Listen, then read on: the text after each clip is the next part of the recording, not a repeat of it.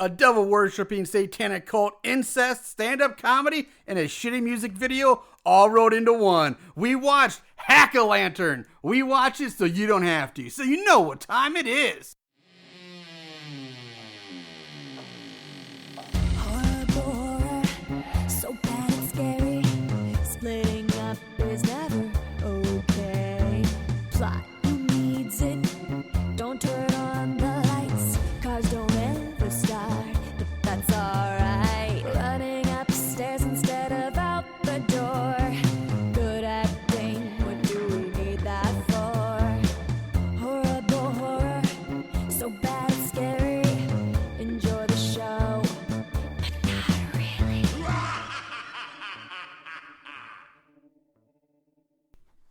What is up, Moongoons? Welcome to Horrible Horror, the podcast where we watch the worst of the worst in horror movies. Movies so bad they're scary. I'm your host, Mr. Marshall Hampton. With me as always is my buddy, my co-host, Mr. Aaron Southworth. Aaron, how are you tonight? Ding, ding, ding. I'm doing fucking fantastic. All right. Let me tell you why. All right. This past weekend was UFC 244. Yeah. And I got to give a quick shout out to Grant Flavored Vodka, follower of ours on Instagram, and the Spook House podcast, because I talked to those guys a little bit about MMA on our Instagram, and I placed some bets. Did you finally actually win? Like $350. All right. All right. So Finally. Yeah, I know. Hey, you go through a drought, it starts coming back, baby.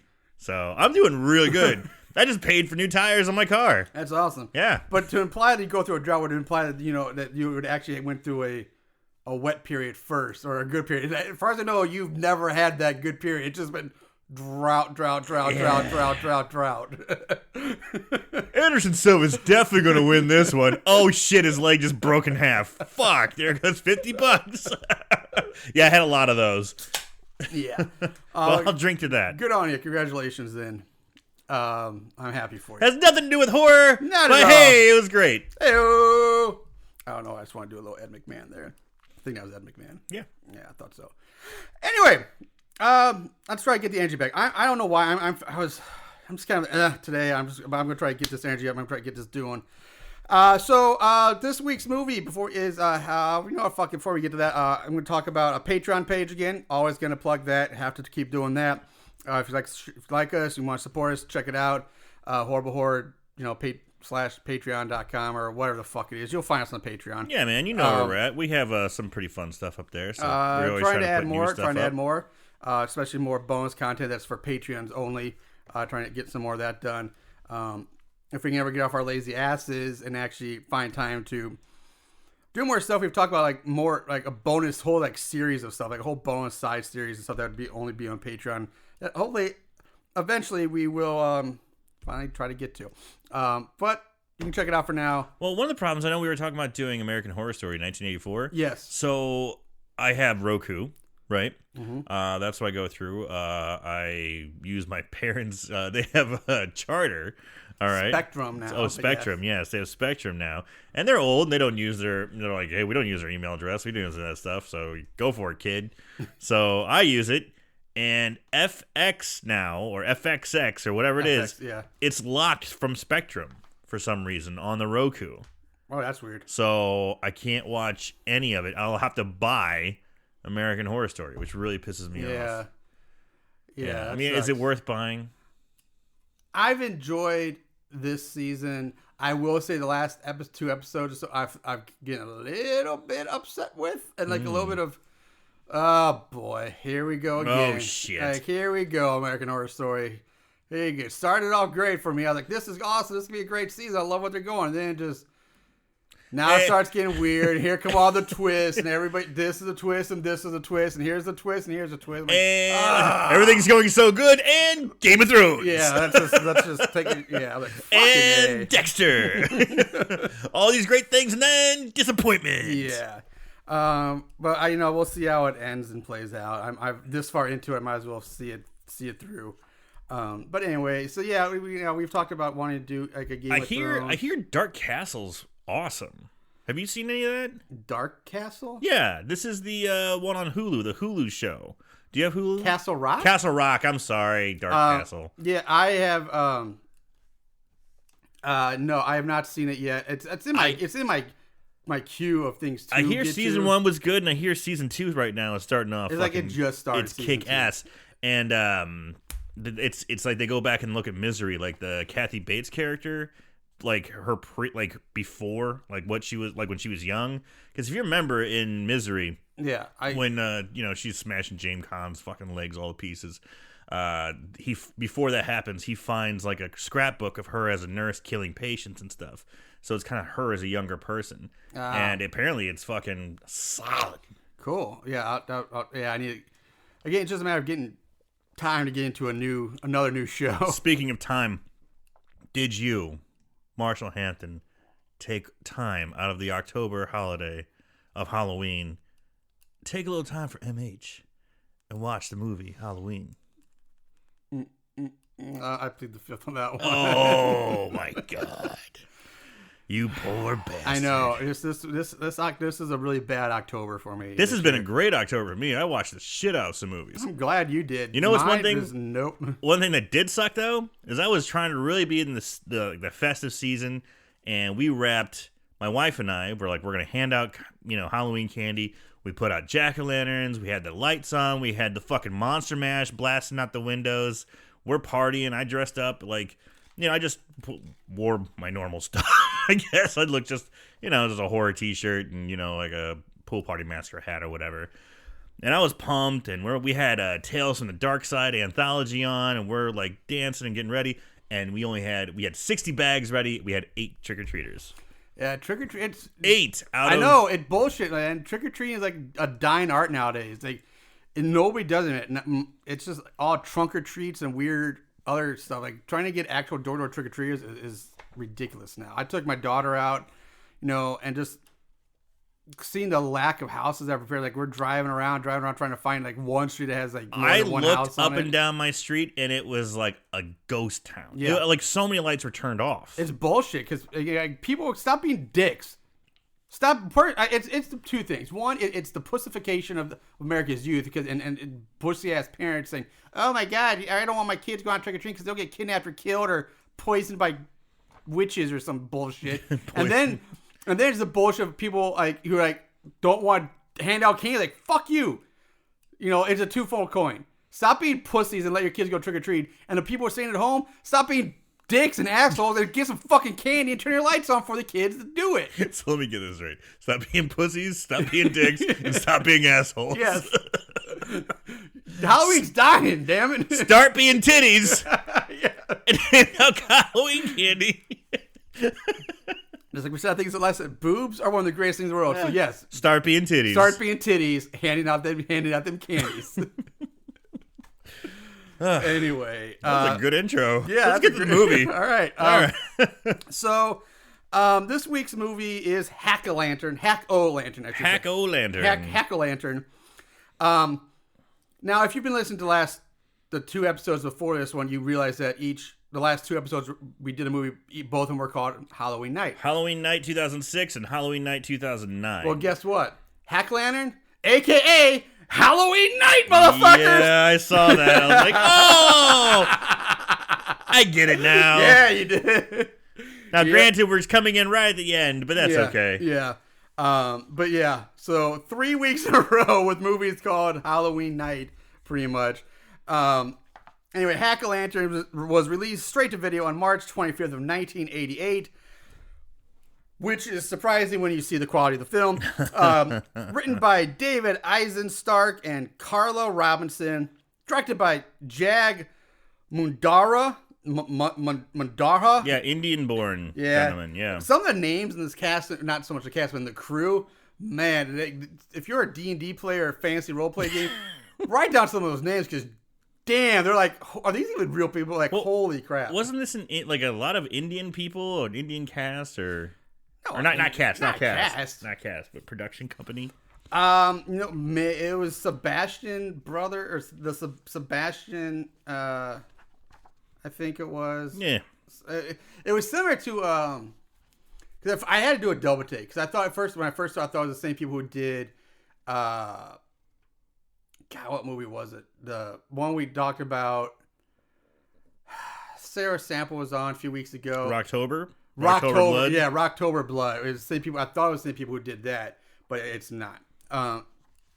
Anyway, you can find this movie on YouTube. It's the only place you can find it on right now, as far as I'm aware. It's just on YouTube, which is fine because it's free, but it's a pretty shitty video. And quality. it is uncut. It is completely uncut, and I'm stunned that it's still up on YouTube. So don't. If you actually want to see this, don't delete down because I wouldn't be surprised if any minute now that thing gets pulled. Yeah, don't waste your time. Watch Hack-O-Lantern on YouTube because you see titties galore. So there's so much full frontal nudity in this movie. It's ridiculous. Oh yeah, I forgot about that part too. Yeah. Cast. Let's talk about the cast real quick. There's a few people we'll mention. Grandpa. That's all his name. He has no name. He's just Grandpa. Played by High Pike.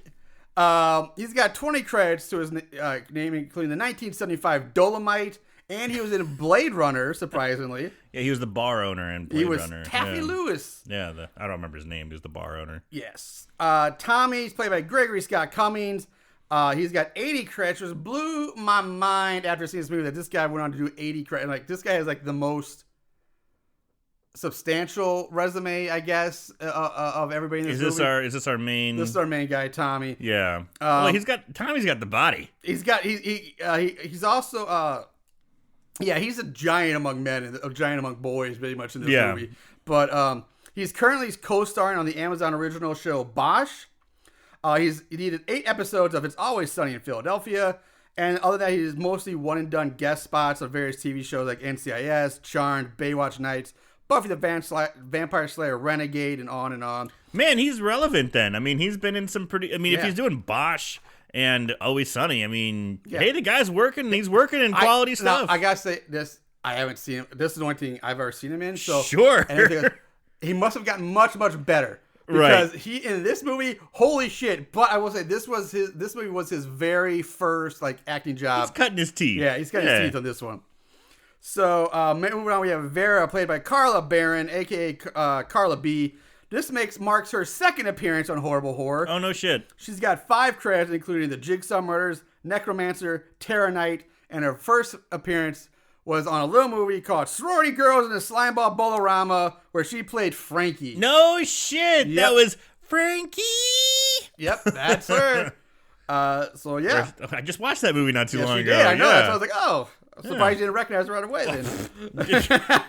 I didn't. She was like the Bride of Frankenstein, like half the movie. Yeah. And then lastly, I'm going to mention Nora is played by Jeanne or Jeannie. Fine, I don't know. AKA Angel Rush. She's got 283 credits. Now, when you get that number. Only one thing comes to mind. What do you think with a name like Angel Rush? Or Janine Fine. Well, if you guess porn, you'd be guessing correctly. Ding, ding, ding. Because she was in a ton of porn movies from the 80s all the way up to like the 2000s. You got any choice names? Oh, of course I do. Oh, that boy. Sleeping Booty. This is one of her more recent ones. Older Women, Hotter Sex. Ooh, okay. What a piece of ass. The Blowjob Adventures of Dr. Fellatio, Volume 14. And Butt Slammers 11. Butt Slammers 11. Yep. Just some more fine quality pieces of work that you've been in. Butt Slammers 11. So that's really all the people in the cast that are worth talking about right now. Yeah, because the star of Butt Slammers 11. Oh, don't forget Dr. Fellatio, the Blowjob Adventures of Dr. Fellatio. That's wonderful. Volume 14. How many adventures does that guy go on? I know. Man. Dr. Fellatio's putting Indiana Jones to shame. I'm about to say the same thing. All right, so cheers to that. Cheers, and there we go. Now we can officially begin this movie. So, Hack-O-Lantern. We open with Grandpa driving his old beat-up pickup truck filled with pumpkins through the countryside. You can't really tell where this movie takes place. I don't really remember paying attention to any license plates, like a state on it. But again, I'm assuming California because I saw palm trees. Yeah, it's California, I would assume too. It's like wine country.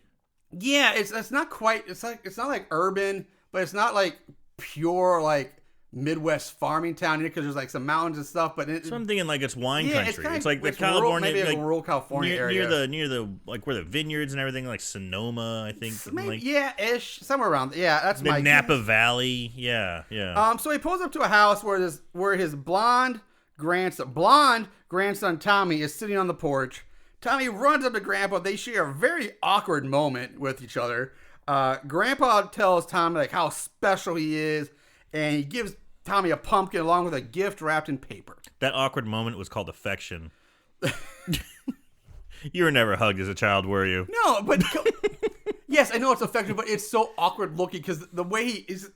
First of all, the way they talk, the writing and acting is bad, so that doesn't do it any favors. Oh, that child actor is shit. I know child actors aren't great, but boy, is he shit. But he's like, you're special. I'm like, I'm special. I'm special. Like what? I guess you are, kid. And then he grabs the president, he puts it in his hand, and then Grandpa like clasps his hands over Tommy's hands in such a weird, awkward way, and he gives him like a weird, awkward looking hug. It's just a weird. Yes, it's affection, but it's just oddly. It just looks odd on the screen. Anyway, I also want to mention here that for some reason Grandpa has like a really odd accent.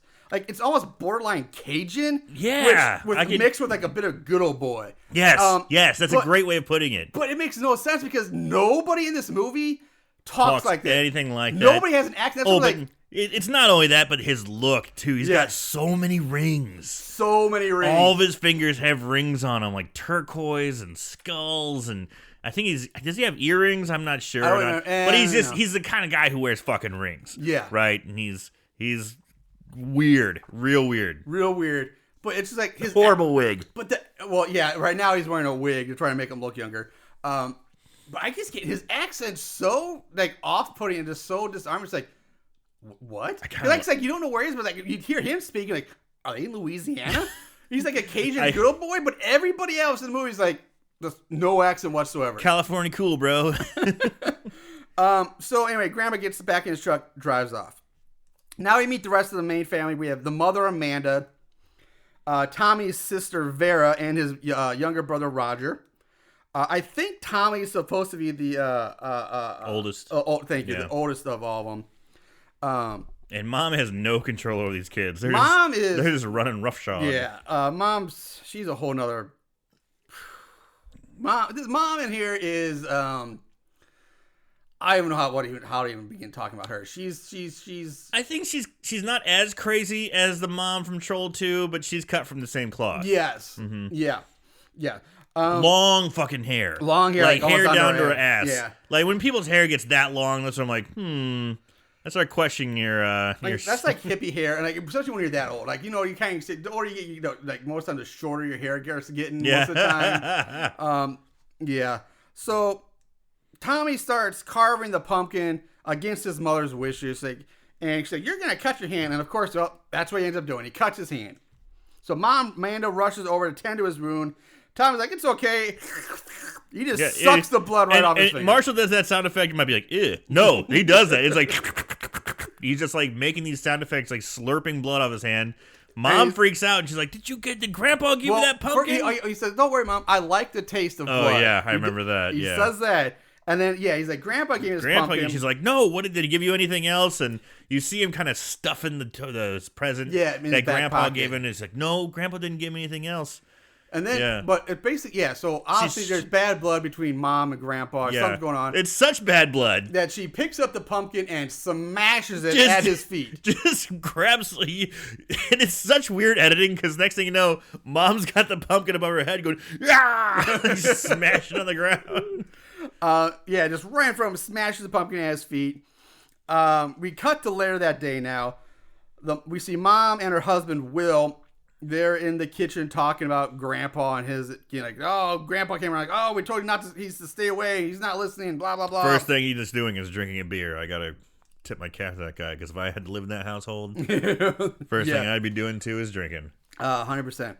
So Will's unhappy that Amanda won't confront her father or stand up to him more. So he decides, you know what? Fine, it's up to me. I'm going to go confront Grandpa, and I'll tell him, make him stay away from our family. It just seemed weird because when we first meet Grandpa, he's happy, he's nice, he's dropping off pumpkins for Halloween, he's giving Tommy a present, he's like, you're my special little buddy, and, he doesn't do anything. It seems very innocent, so I'm very curious as to why. Well, so they make it like, there's no indication of what's wrong with Grandpa.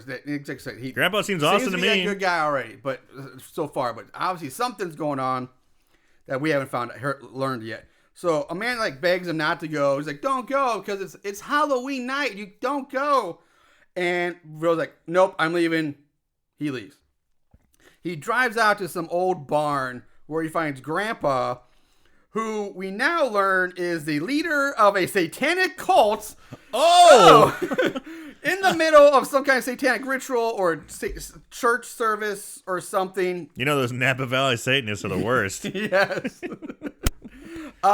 Which, by the way, these guys don't give a fuck about fire safety. Because they're an old, rundown wooden barn filled with pretty much nothing but hay and old dried wood. Exactly. And they have nothing but open flames, just candles everywhere. And most of them are sitting on lopsided, not flat, but just sitting on top of hay barrels. Just willy-nilly. California's on fire right now. This is probably what those damn Satan cults. I think we might have a culprit. We may have a source of the fires. Jesus.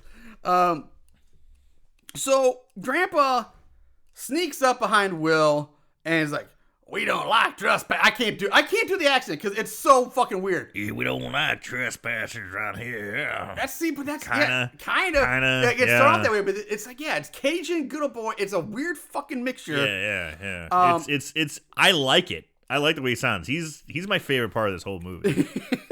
Grandpa's the best. Will gives Grandpa the old finger poke to the chest, you leave my family alone, and poke, give him the old poke. Stay away from Tommy, stay away from my family, poke. Grandpa tells Will that Tommy is part of something much bigger than them.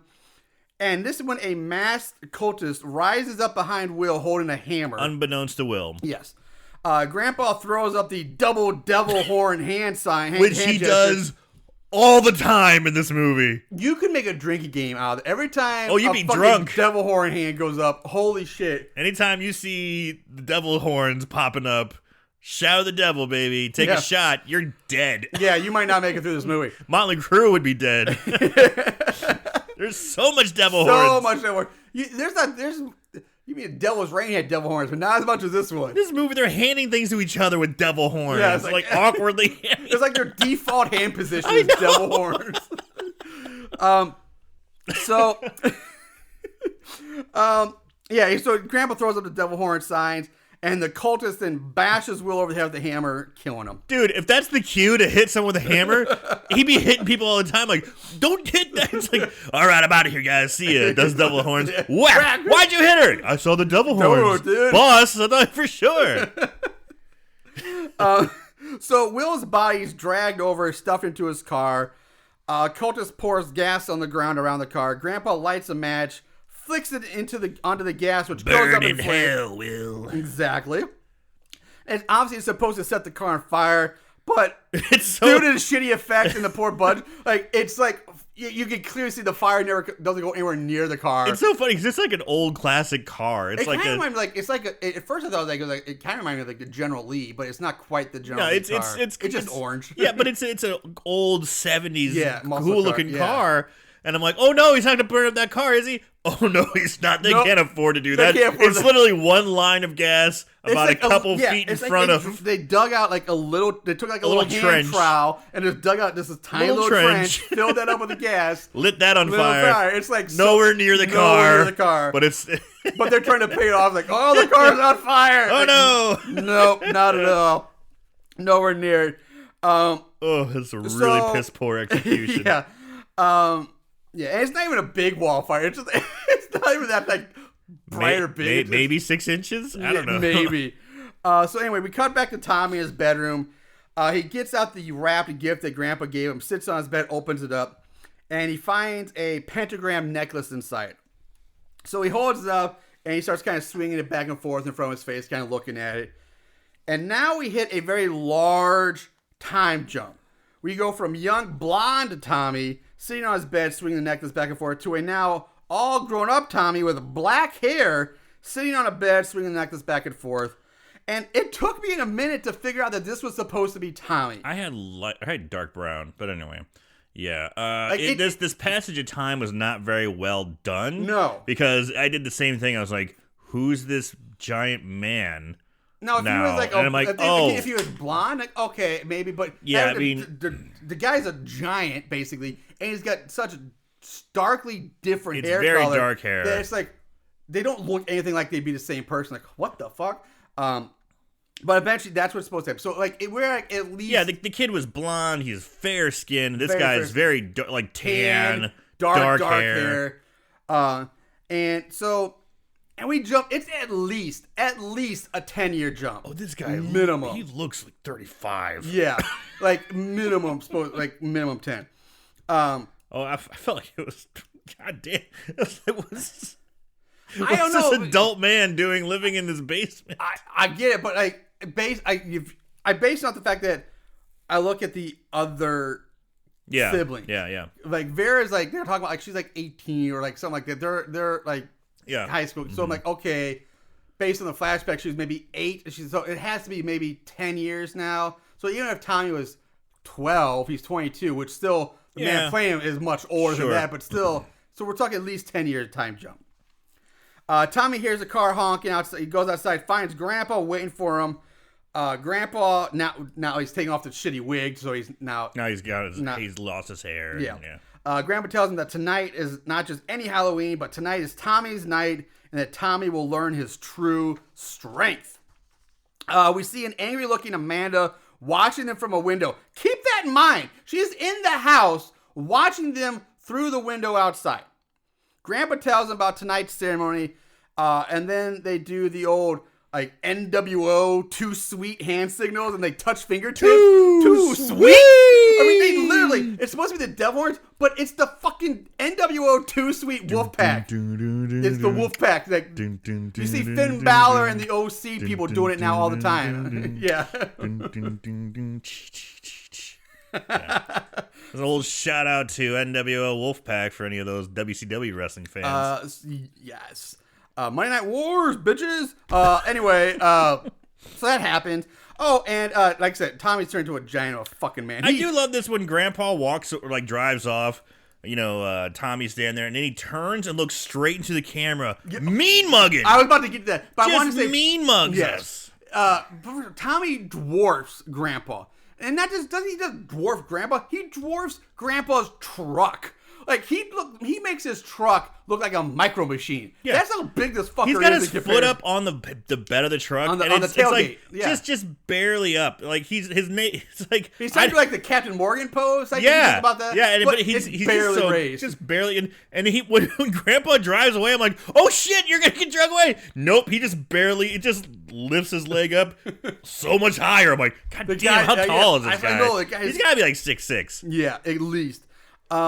But yeah, as soon but Aaron said, I love this because Grandpa drives off. Tommy looks and takes off his sunglasses, looks straight into the camera, and just mean mugs the audience. It's like, I was kind of like, oh shit.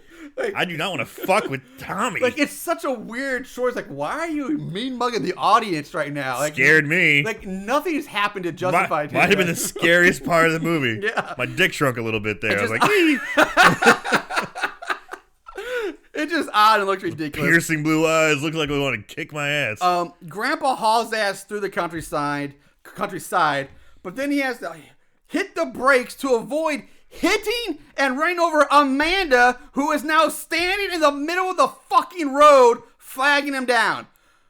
What the shit? Like, we just saw her standing in the house, looking out the window, and we watched Grandpa driving like a bat out of hell through these country roads. He's tearing ass. He's got to be at least like 20 miles down the road, and she just pops up like, hey, here I am. Stop going so fast, buddy. I'm like, this is fucking egregious. The teleport. I was This is unexcusably bad. Like, there's no explanation for this. Funny thing, I didn't even notice. Are you serious? I must have missed her inside the house. Whoa. I must have missed her inside the house. They clearly show, like, when their song Tommy comes up, they clearly cut away to her, and she's standing there. She's min-mugging Grandpa. She's in the window looking out like, I'm gonna use your excuse. I must have been looking down at my notes.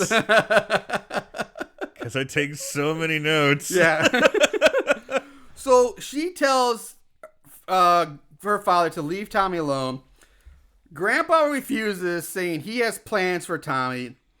During this, that we learn that apparently she knows that her father killed her husband. And that he's into this mumbo jumbo. But Grandpa then blames Will for his own death, saying basically that it's Will's own fault that he got murdered, that they murdered him because he shouldn't have been there that night. Yeah.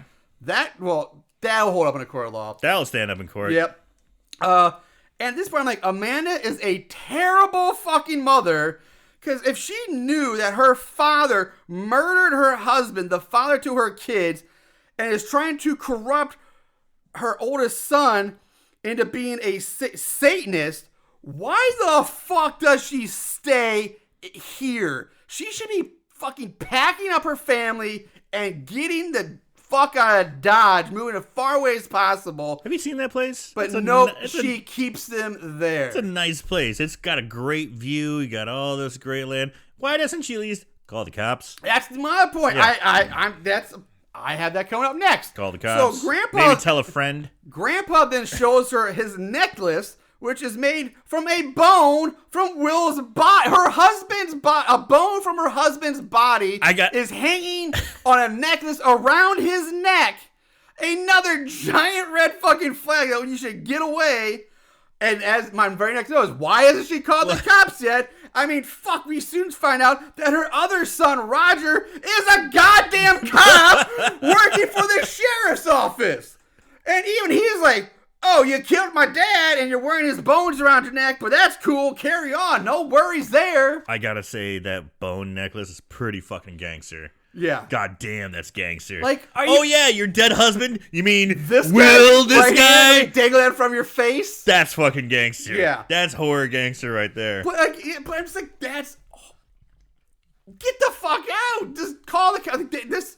Everything from here on out that happens is Amanda's fault. She should not have had her family in this situation. We wouldn't have anymore. a movie then, though. That's maybe, but there is true. She should. Terrible mom. Anyway, Grandpa.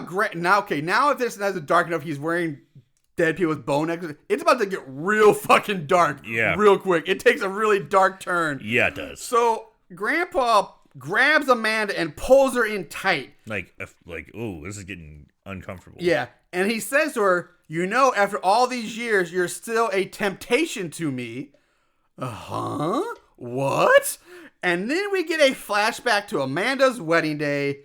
Grandpa is back in his shitty wig, and she's in like a room with her, like with the bride getting ready. She's about to walk down the fucking aisle. Yeah, pretty much. I mean, she's completely decked out, wedding gear, the whole thing. The veil should just be pulled over her face. She's about to walk down the aisle. 100%. She's got her fucking bouquet ready to go.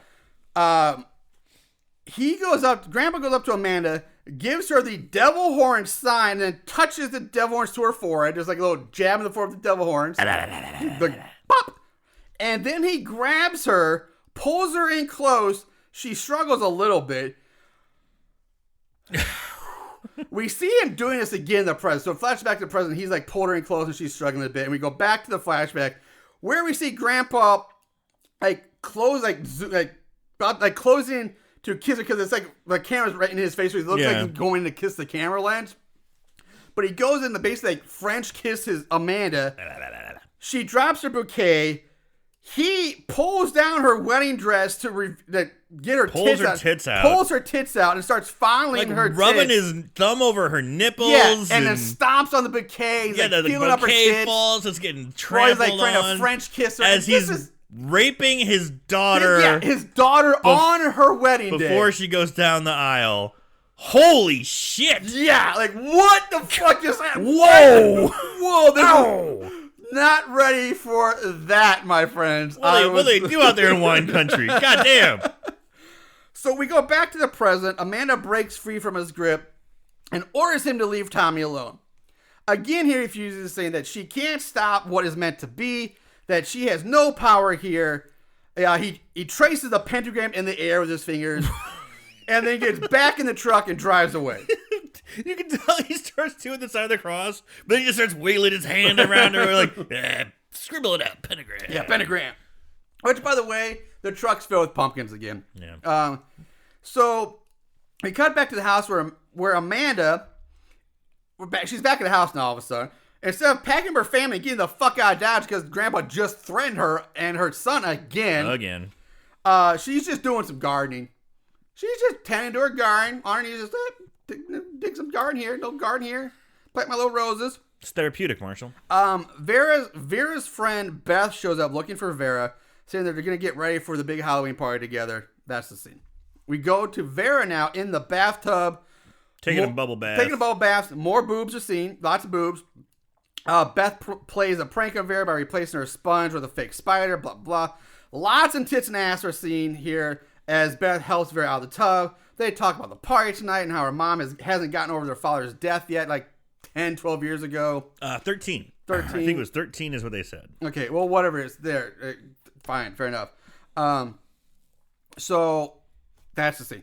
Next, we go to the sheriff's station where we find out that our fresh rookie Roger has been assigned to work the big Halloween party tonight, which I found a bit strange because that a cop would be assigned to work someone's like private Halloween party. That's really weird. Unless it's the town. Again, it's the 80s in these small towns. It kind of made me think of like, you remember My Bloody Valentine, the first, like the early, like the 80s one? Yeah. How it's like the big town, the town holds the Valentine's Day party. Maybe the town's holding this Halloween party for people to, so they're not going crazy. Maybe. It's a small town, you know. I get that, but it's like but later in the scene, like if I get to the party, like everybody at the party is like high school, college age. They're all like college. They're all college age. So we'll say college. So it's like there's no older people there to say like if it was a whole town party, then like there'd be people of all ages. That's just this young hip entrepreneurs there. Who knows? Yeah, who knows? But anyway, so we also learned here that there has been a string of grave tamperings and that another grave has been overturned. So back to Amanda at the house. She tries to talk to Tommy, who has moved his room downstairs into the basement now. Tommy, I think he spray painted the word fart on the wall. That's what I thought too. It was like farts or something, or darts, something. Fart. I'm such an angry young Satanist. Fart. I thought the same thing because you see ART. It's fart. Or I'm pretty ARTS. You don't pretty really sure quite it's see the farts. I'm pretty sure it's farts. Yeah, you don't really quite see the first letter, but yeah, I thought the same thing. Is that farts? You see farts on his wall. So Tommy decides he needs to take off his shirt so he can listen to his Walkman. Oh, yeah. Mom is just like, Tommy, banging on the door. And he's like, leave me alone, Mom, I'm busy. And I'm like, okay, what's he doing? He takes off his shirt. I'm like, oh, this is getting interesting. And he just listens to... He pulls out a Walkman. He turned into like a 13-year-old, 14-year-old, young, angsty, angry person. This giant man. Who turned into like a cranky 13-year-old. Yeah, exactly. I'm listening to my records, Mom. Leave me alone, Mom. But I gotta take my shirt off to do it. I mean, he's a big guy. And yes, you can tell he's a big, strong guy. But he's not like Jack and Chisel. Like he's big, strong, but not like The Rock body, like The Rock. I mean, so few people are. But I'm just saying, like, he's not like, if you're gonna, and granted it's the 80s, but still it's like, Arnold Schwarzenegger, he was Mr. Universe, so that's maybe bad. But like, you take his shot so you see all the definition. That I get, but this guy just like, all right, you're big and you're strong, but like, there's no like, why are you taking your shirt off, dude?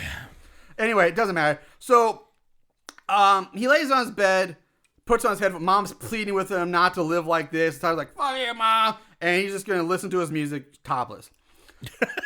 And then he suddenly... then the movie takes a shift. Oh, yeah, it does. Another shift. I like it. And we're basically teleported into a shitty MTV-style music video. Like early 80s music, early MTV. Where he's now part of the band he's listening to. He's part of the band. He's shredding on his electric guitar. There's like fog machines going. God, this sequence is fucking bonkers. It's a metal. It's like a sort of metal band. Hair metal. Hair metal.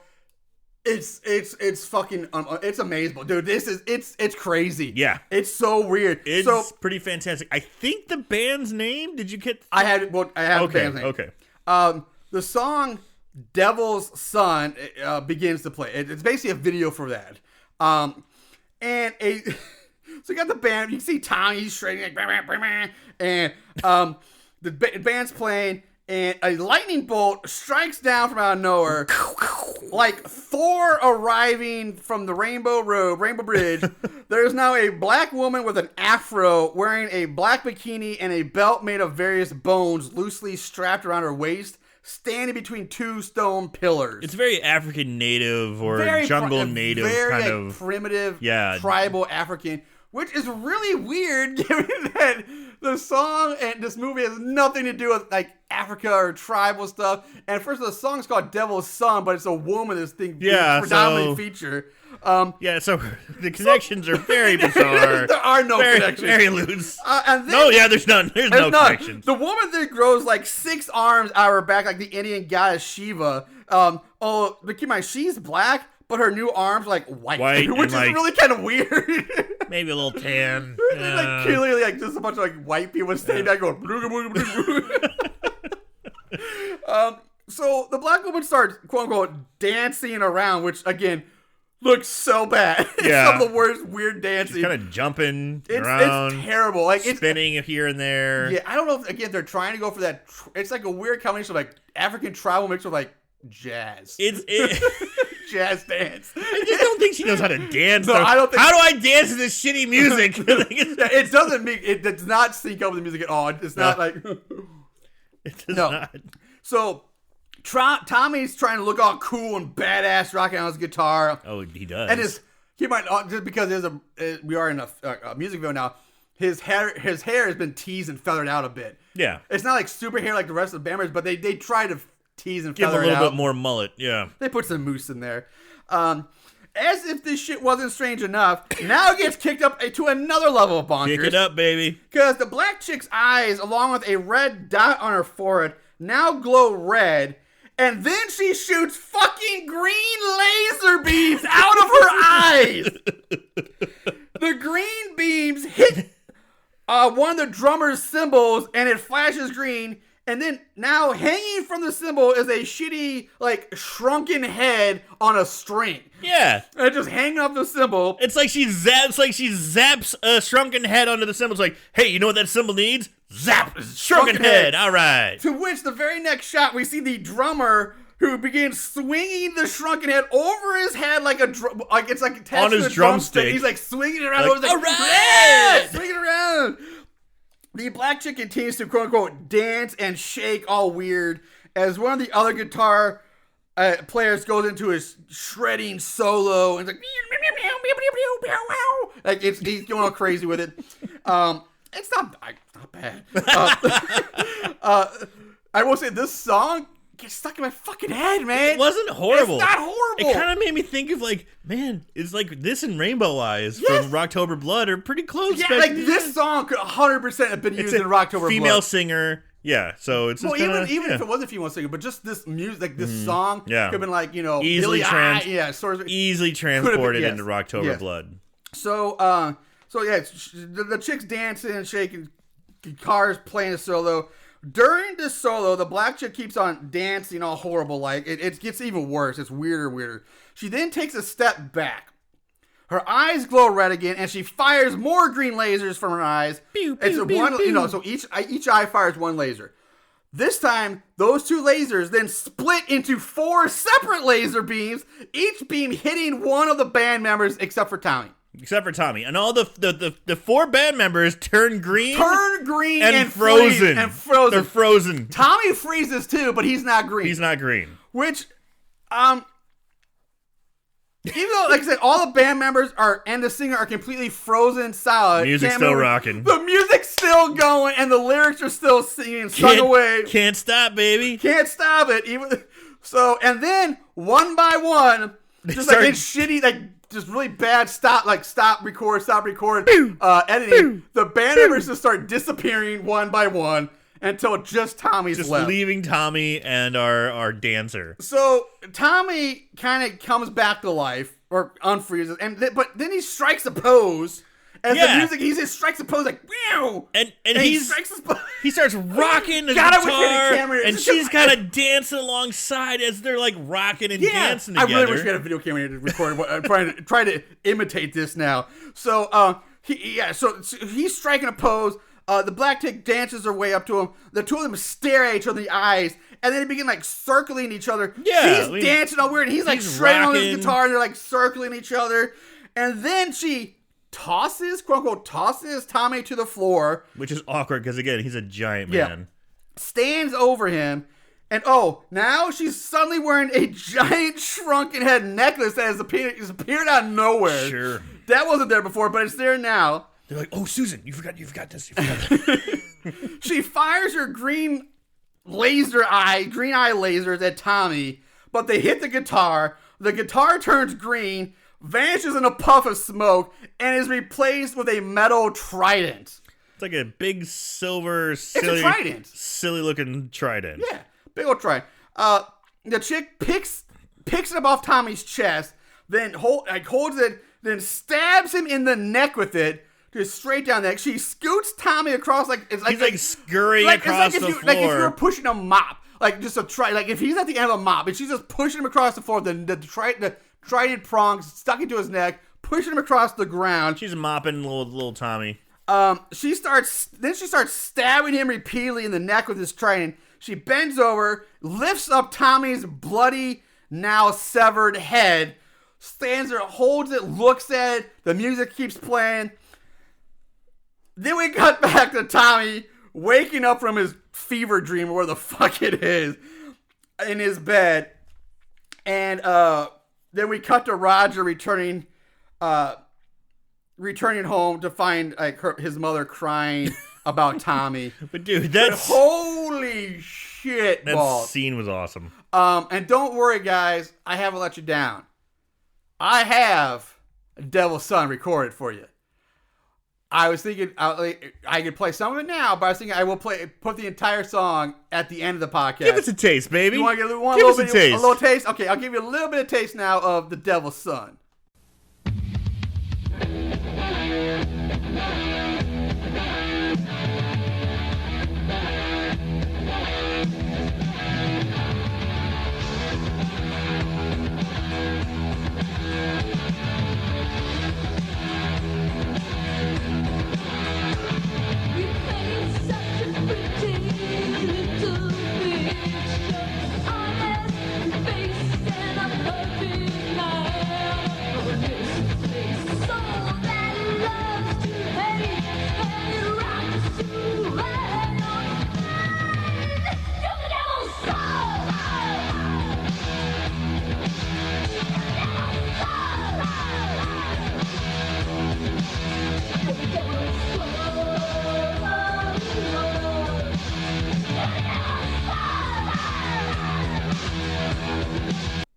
So that's a taste of The Devil's Son. Hey, you're the Devil's Son!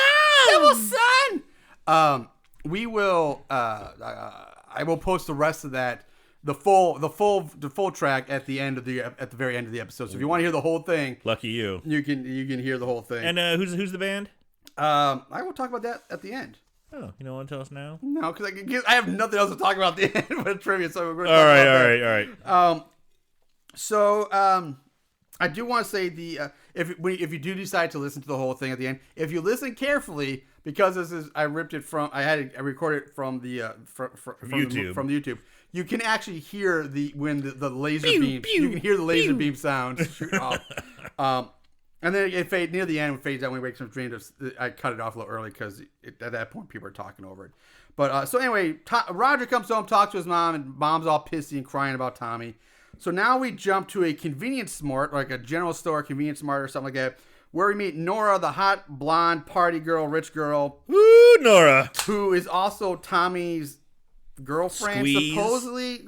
Fuck buddy, who knows? She's buying booze.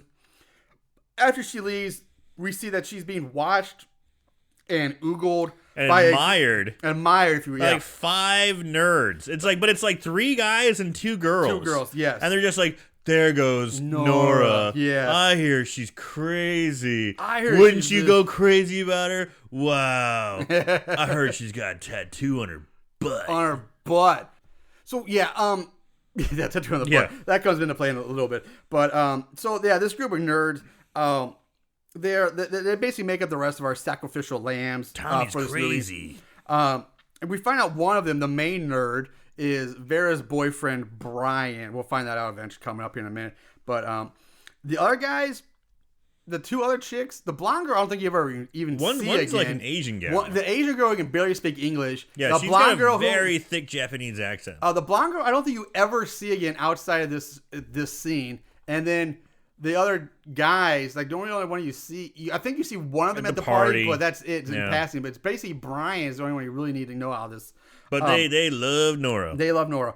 Outside, we see Tommy waiting for Nora by her car. They load up their boxes of booze. And then when she's bending over, you see she's got a pentagram tattoo on her butt. I don't think it's a pentagram. It's a pentagram because I was checking that ass out. Okay. She's wearing like a short, like it's like booty. It's almost like bikini bottoms. It's almost bikini bottoms. So yeah, it's like a weird like a short, leotard, like leotard bottom, if you were wearing like 80s wore a lot like lower half of a swimsuit, but it's like a one piece, and then she wears like a shirt over it or something like that. It's definitely unique.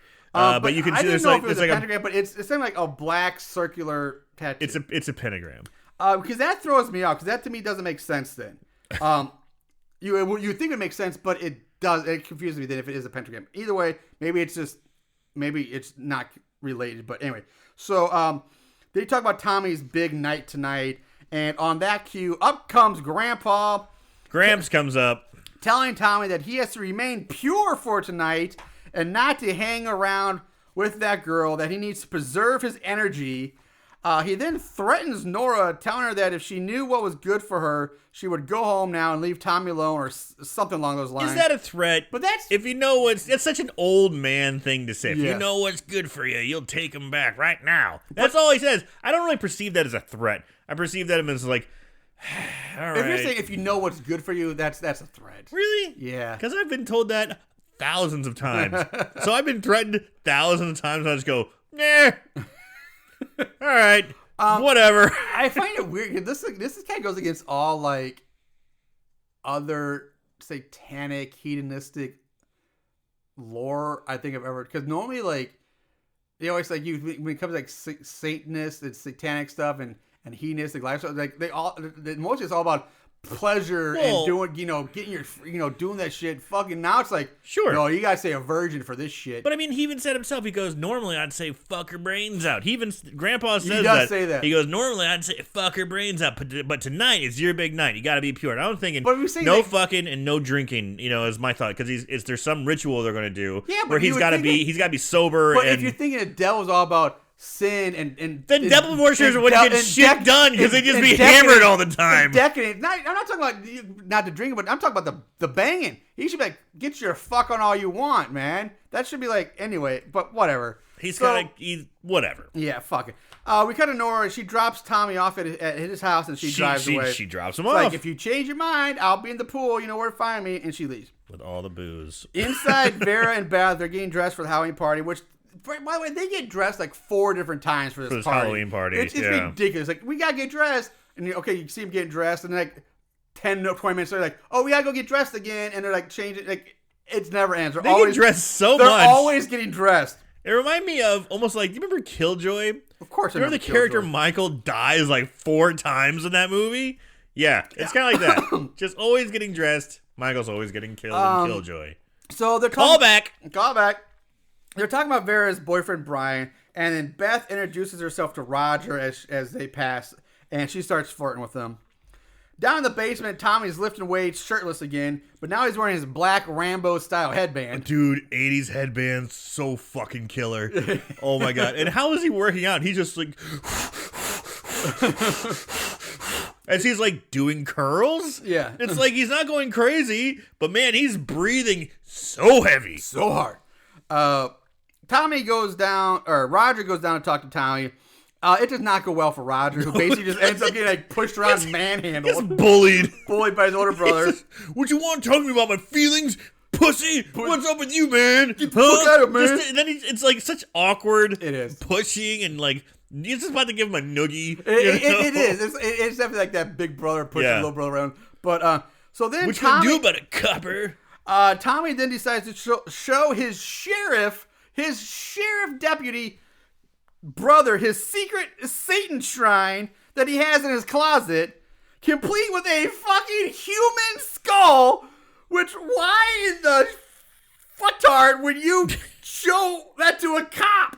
Like, even more fucking ridiculous is that Roger does absolutely nothing about, like, oh, you have a human skull in your closet.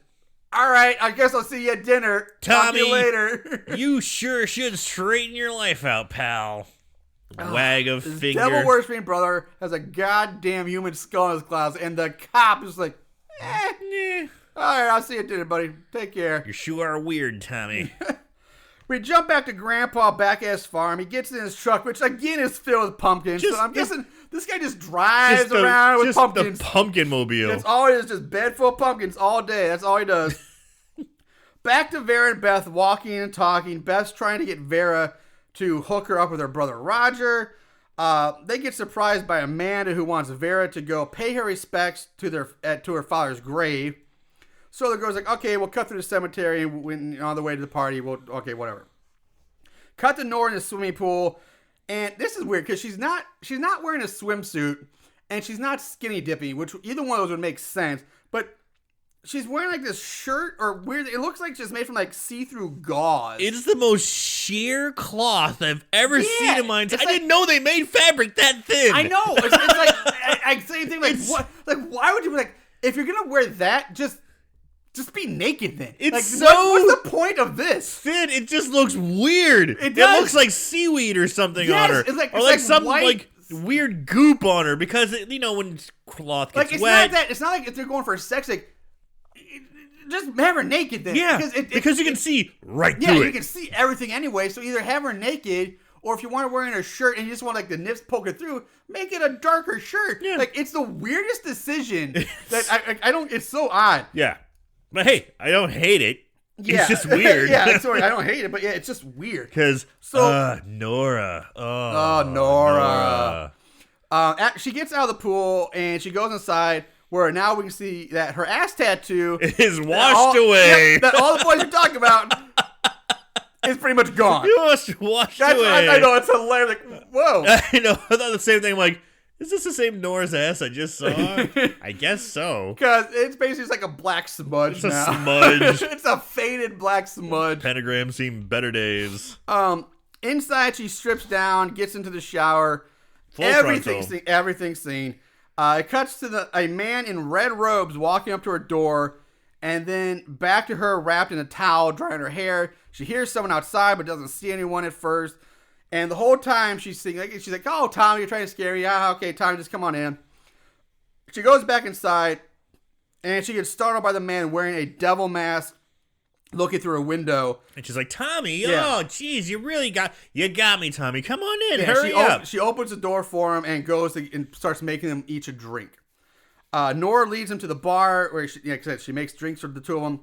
She then tosses the towel aside, trying to seduce Tommy, saying that she's going as Lady Godiva for her Halloween costume, which, okay, that's fun. I just think of chocolate. And When I hear Lady Godiva, I'm just like, Godiva chocolates, yeah. then more frontal nudity is seen, along with that ass.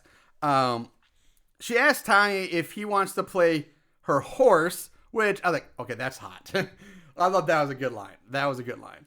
Oh, Godiva, Lady Godiva. Yeah, okay, he's like, Tommy, you want to be my horse? I don't know much about Lady But Godiva. she rode a horse naked through town. Again, chocolate. That's all I think about. Sorry. I don't think of literature. So Chocolate. The road man just stands there looking at her. Nora lays on the couch now, kind of like presenting herself. She like lays back, like almost like you would see like a Playboy spread or something. She's very laid out, presenting herself. Draw me like one of your French girls. Yeah. The road man walks up to her, still thinking it's Tommy. Nora closes her eyes and tilts her head, revealing exposing her neck. The man pulls out like this. Under his robe. He pulls out like it's like a 3-prong hooked trowel. Pitchfork. It's like a giant trowel On a long wait, handle. That's a spade. Yeah, trowel. It's like you would think it'd be a pitchfork or trowel, but like the prongs are bent and curved. Yeah, like a trowel. But it's like a 3-foot long handle. Yeah, and the trowel head's like giant, very wide, very big. wide. It's a really like odd look. You made a good description, like a pitchfork, but it's 3 prongs bent down like a trowel with a long handle. It's so. It's definitely a gardening tool of some sort. He swings it down at Nora, and the hooked forked prongs stab into the side of her face. And face and neck. And she's dead. She's killed. Her blood sprays on the window. Not a bad effect. Not bad. Not too bad. I was expecting worse. But not too bad. Pleasantly surprised considering this is our first gory kill. It is. Yeah. We cut to the location of the big Halloween party where we see a lot of various people working on getting it set up and decorating. Up drives Grandpa. He gets out, goes up to Vera, who's setting up decorations, telling her that he brought a bunch of pumpkins for their party. Sure, this guy is just the Mr. Pumpkin. Mr. Pumpkin. He also tells her that she's growing into a very tempting young lady, which is fucking creepy because we already know what that means. Yeah, that means I'm about to rape your ass. Watch out! These pumpkins aren't going to take care of themselves. Like my bitch dog won't give it up for me anymore, so I'm turning my attention to you. So overhearing this, Brian steps up behind her and like hugs her from behind in order to keep dirty Grandpa from hugging. Yeah, he's just like, get out of here, old man. He doesn't know who he is. He doesn't know. He just hears him kind of, talking about fucking his granddaughter, basically. Tempting lady. Yeah. Brian and Gramps nearly get into a fight, but very kind of he's like, oh, he's my grandpa. He's my grandpa. Blah, blah, blah. And he's like, oh, hey, I'm sorry. Yeah, I didn't know who you were. I just thought. So Grandpa doesn't take too kindly to it. All he does is flash the devil horns at Brian. And then he leaves, gets in the truck and leaves. So you know what that means? You're dead. I devil horned you. He doesn't leave yet because he's about to leave when Roger pulls up on his motorcycle. He and Gramps have a short talk. Gramps gives him some shit for being a cop. And it says, like, see you in hell, Roger, and drives away. Yeah, I can't be like, John with the law. See you in hell, Roger. Yeah. Now that motorcycle, that sweet motorcycle that Roger pulls up on, you notice what brand it was, right? It did not. It was Kawasaki! All right. Vera then introduces Roger to Brian. That's a police-issued Kawasaki. Yes, police issue. I believe that's what Chips drove. Eric Yeah. Estrada drove a Kawasaki. Anyway, Vera introduces Roger to her boyfriend, Brian.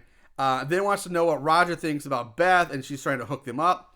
Vera suggests that Roger take Beth on a motorcycle ride, so that's what they do. Roger and Beth go off on a ride together. On that sweet Kawasaki.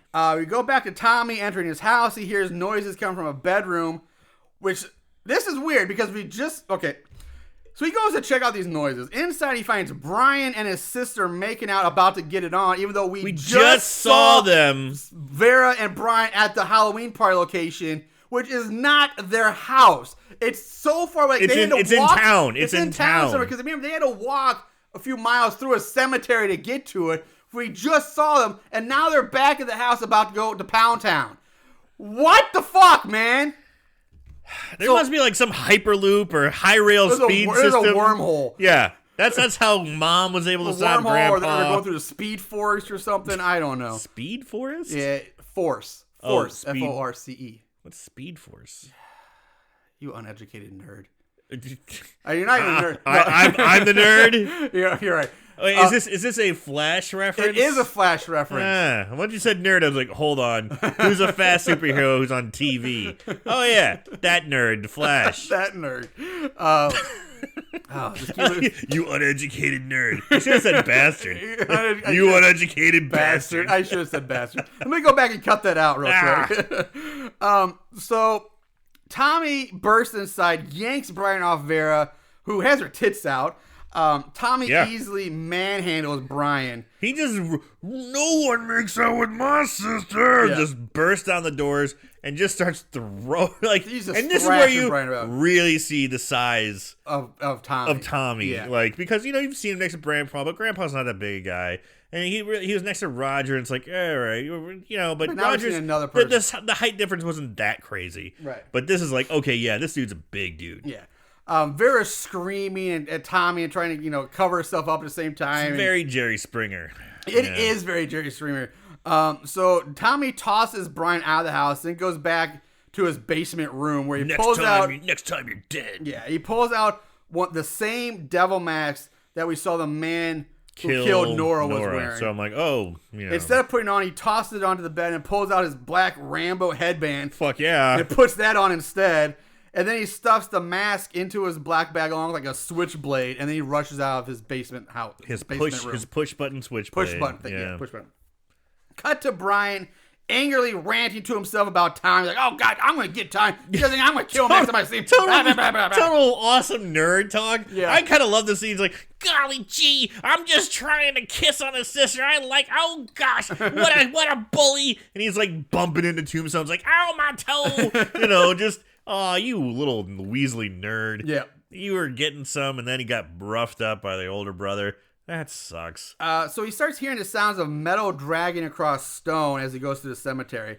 He doesn't see anything at first, and this is just bad editing, I think, because he turns around and he's like, oh, okay, there's nothing there.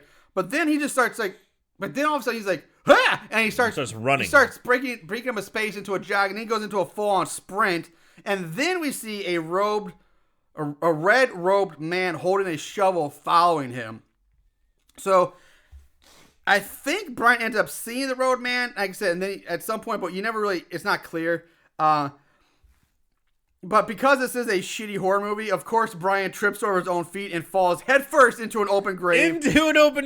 Which, by the way, he would, again, just the editing so bad, it doesn't make any sense, because even if he trips over his feet, why, you would clearly see an open grave in front of you. You wouldn't run that close to it. He's gonna, if he didn't trip, he was gonna run into the thing anyway, because he tripped right on the edge of that thing. There was no way he'd be that close to it. It doesn't make any sense. It's pretty bad. He falls headfirst in this open grave, which is just littered with random skeleton parts. So apparently when people die in this town, they just toss them into a hole. Toss them on in there. They don't have caskets or coffins, them fancy things. They just toss them in a hole and cover them up. Because that's what this is. It's a natural burial, Marshall. It's how they do it in Napa Valley. Yeah. You just return right back to the earth. No steel between you and Mother Gaia. They fertilize them grapes. And this sure does taste like Brian. It's vintage. It's got a hint of Brian, if you know. I do taste hints of Brian. Subtle notes. Yes, I do. So Brian looks up and he tries to climb out of the grave, but the man in the devil mask is there standing over him. Brian reaches out his hand, pleading for help. Come on, man. The masked man raises the shovel above his head, brings it down onto Brian's head. There's a very brief cutaway to avoid them having to show the shovel actually entering Brian's skull. But when it cuts back, we see the blade of the shovel embedded in the front of Brian's head, his skull. Looks Blood's pretty good. gushing out, pouring down over his face. And I thought the same thing. It actually looks really fucking good, but you only see it for a split second. But I will say, it's great. It looked really good. I have to say, Yeah. I tip my cap to that, to whoever the makeup artist is who did that. Because that's the actor standing there. Yeah. So they put that prosthetic and all that work on the actor. Yeah, and, 100%. like Marshall said, he stood there for just maybe a second or two. But you definitely are able to see the work they did. It's pretty good. We cut back to Vera on the phone with Roger now, talking about Tommy and his bad behavior, along with Roger and Beth hitting it off. Amanda shows up and pretty much tells Vera how bad her and her siblings are because they don't want to stay at home and coddle her all night. Or stay at home and coddle her, not just tonight, but all the time. Like, you guys never always leave me. You guys don't want to be here. You want to leave me. She's basically giving them a guilt. Like, you stay home and coddle me. I need you. Coddle. You can't have your own lives. You need to stay home and coddle me. You guys are all adults and you're leaving. What the fuck? Yeah, you're just going to leave your mom here? I'm like, yeah, she's, again, a terrible fucking mother. The sun sets and we cut to Grandpa's barn where he and his cult are holding another ritual. This one, they initiate a new female member into their cult. The initiate is dressed in all white. Grandpa fills a goblet with the blood from a dead goat that's been strung up from the rafters. Yeah, they have this sliced open. Severed goat head or something. I thought it was just the head. At first I thought it was too, but it doesn't make sense because it was severed head. Why is there still blood dripping out of it? Because it's a movie. I don't know, man. The blood should, if that was completely severed head, it would just be drained. I think okay, maybe it's I don't know, but yeah, it doesn't make sense. That's the nit you're gonna pick. I pick a lot of nits. That's the nit you're gonna pick. I'm picking nits all over this movie. That's a little nit, man. It's my job to pick those nits. Shit. So anyway, each member of the cult drinks the blood from the goblet while chanting, like share the blood or something like that. Gramps takes a swig himself after saying the power is the blood, then places the goblet on a makeshift altar. The new chick is stripped down. More frontal nudity is seen here. She's taken over to a wooden bar that's hanging from the rafters. Not like a vertical stripper pole, but like it's horizontally hung and it hangs down from the rafters. I do have a question. Yeah. Is this the star of Dr. Fellacio's Blowjob Adventures? No, that's Nora. Oh, that's Nora? That's Nora. Nora's the star of Dr. Fellacio's Blowjob Adventures? Yeah, Nora's the star. Oh, well, this chick is... Did you not listen to me when I said Nora? Well, and when I apologize. How many times have you said Nora? I was pretty distracted by Dr. Fellacio's Blowjob Adventures. And Butt Slammers? Yeah. Butt Slammers Volume 11. Okay. All right, No, so, yeah. No, that was Nora. Because, yeah, this chick, she's looks like she's probably primed for that type of... Yes. those type of titles as well. So she's like I said, this wooden bar is also hanging out from the rafters. She grips it tight, like bracing herself for, like, you know, I can tell she's bracing for pain. And then one of the roadmen takes a branding iron and brands. And I'm thinking, give her a tramp stamp. Give her a tramp stamp. He brands her ass cheek with a pentagram, which looks more like a children's stamp than a brand. Yeah, it's not a brand. They didn't do like a makeup job, like cinch. It's just. Let's just draw and mark a little pentagram on your ass. But this is what bugged me about it, too, is that it's the same goddamn pentagram that was singed. That's what my problem is. Yes! Because they act like... If it's the same marking, then that would indicate that... It looks exactly the same. If that's the case, that's what I'm saying. It makes you think that Nora would be a part of this yes. cult. But if she's the part of the cult, why is she murdered? Yes. And why is Grandpa, like, threatening her? Like, he'd be like, dude... Bitch, you know what's going on. Like, just save her one night. We know what's going on. Get him home. Keep him safe. And then you can fuck him all you want tomorrow or something like that. But no, she acts like she has nothing to do, or there's no connection to her and this cult. But that so pentagram, does that mean, does Nora just by coincidence have her own pentagram ass tattoo on her ass in the same spot? You know what it is? It washed off in the fucking pool. She's a goddamn poser, and they all knew it. It's like, she just wants to be one of us. She's just drawn. She draws a fake tattoo on her ass. Everyone knows she's a poser. That's what it was. Grandpa's like, you're hanging out with this poser ass bitch, putting pentagrams on her ass with a Sharpie. I like that theory. So that's what. Yeah. So this girl gets branded. We jump back to Beth and Roger at the cemetery. He tells her that he was told to check it out due to the reports of grave tampering. So grave tampering.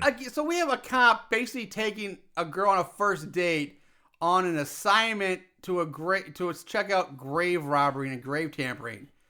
Now this is on Halloween. That is a pretty baller move. Yeah, it's Halloween night. I gotta go on assignment. You wanna join me on my Kawasaki? We need to go look at some grave like a ride along. What's happening? This is a pretty. He's on duty. This is a pretty slick move on Roger's point. I gotta say, I like this move. I like this move. They instantly find a group of costumed people gathered around an open grave. Roger sneaks up on them with his gun out, like ready to shoot. Turns out it's just a couple of dumbass kids that accidentally dropped a bag of candy into an open grave. Hold on. When they first pulled up and they're like, look at those people over there. I'm like, oh, the children? Exactly. That's my next point. Clearly children. From miles away. It's plain as day. You can tell they're fucking kids. Giggling. One, they're like 4 feet tall. And two, they're they have the high-pitched voices of children. Laughing, enjoying themselves. Yes. And like, frolicking. oh, we gotta sneak up on these cultists. No, they're fucking kids. And Roger comes fucking... Guns a-blazing almost. Guns drawn, ready to fucking blow Billy's face off. I guess, yeah, it's pretty silly, but you know, it's supposed to be like, whoa, we got they just shouldn't have shown the goddamn kids. Yeah. Like they were a little out of focus, but it was clearly children. Clearly children. And even when you're not even on screen, you can hear them off screen talking and giggling, and you can tell, oh, that's kids. Yeah. So the kids run off, and Beth now, as soon as the kids leave, Beth is like, instantly horny. Give me that dick. Give me that dick. Give me that bacon, that piggy bacon. I don't know. Give me that sausage. Give me that pork sausage, Link. And decided that she wants to get fucked right here now on a grave, I guess, because they're going at it. They're making out on a grave somewhere. Beth ends up she's rubbing her hand off, and she finds a hand of a dead guy that's buried. They're on top of a freshly buried grave, making out. She grabs his hand. We think it's Roger's hand. Roger's on the ground. Oh, your hand's so cold. Yeah. But then it goes to a wider shot. You see both of Roger's hands. She's a fucking moron.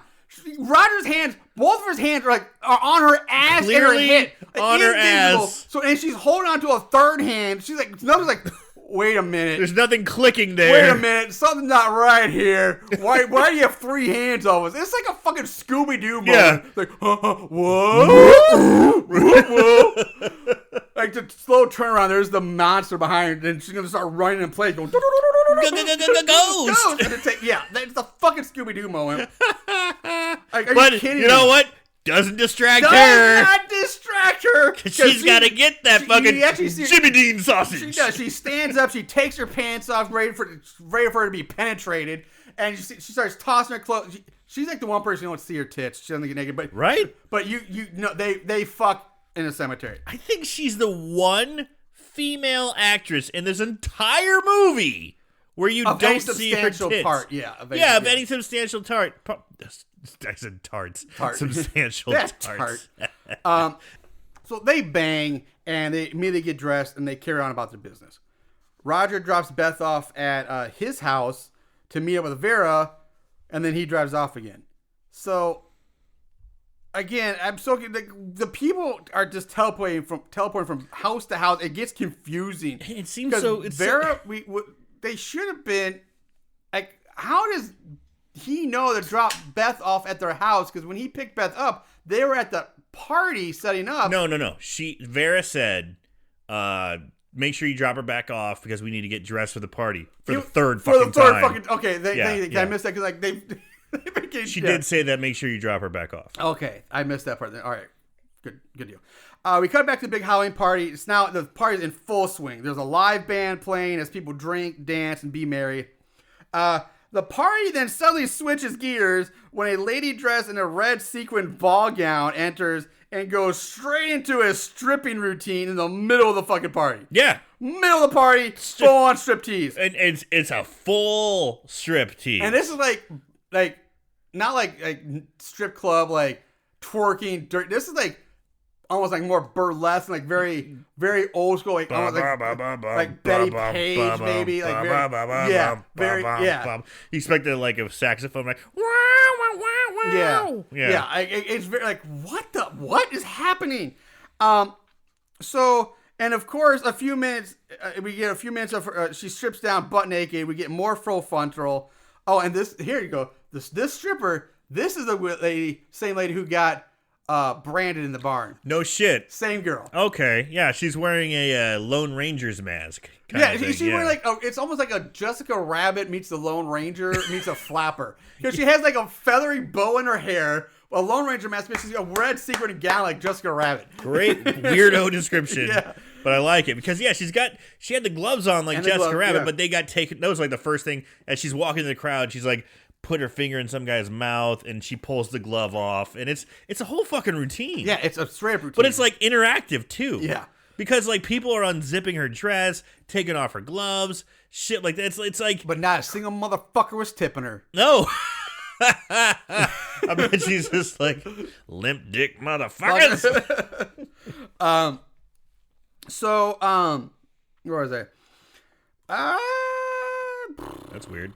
Yeah, hold on. Oh, okay. So now what happens next? That's not weird. What happens next blows my mind that this happens in the movie.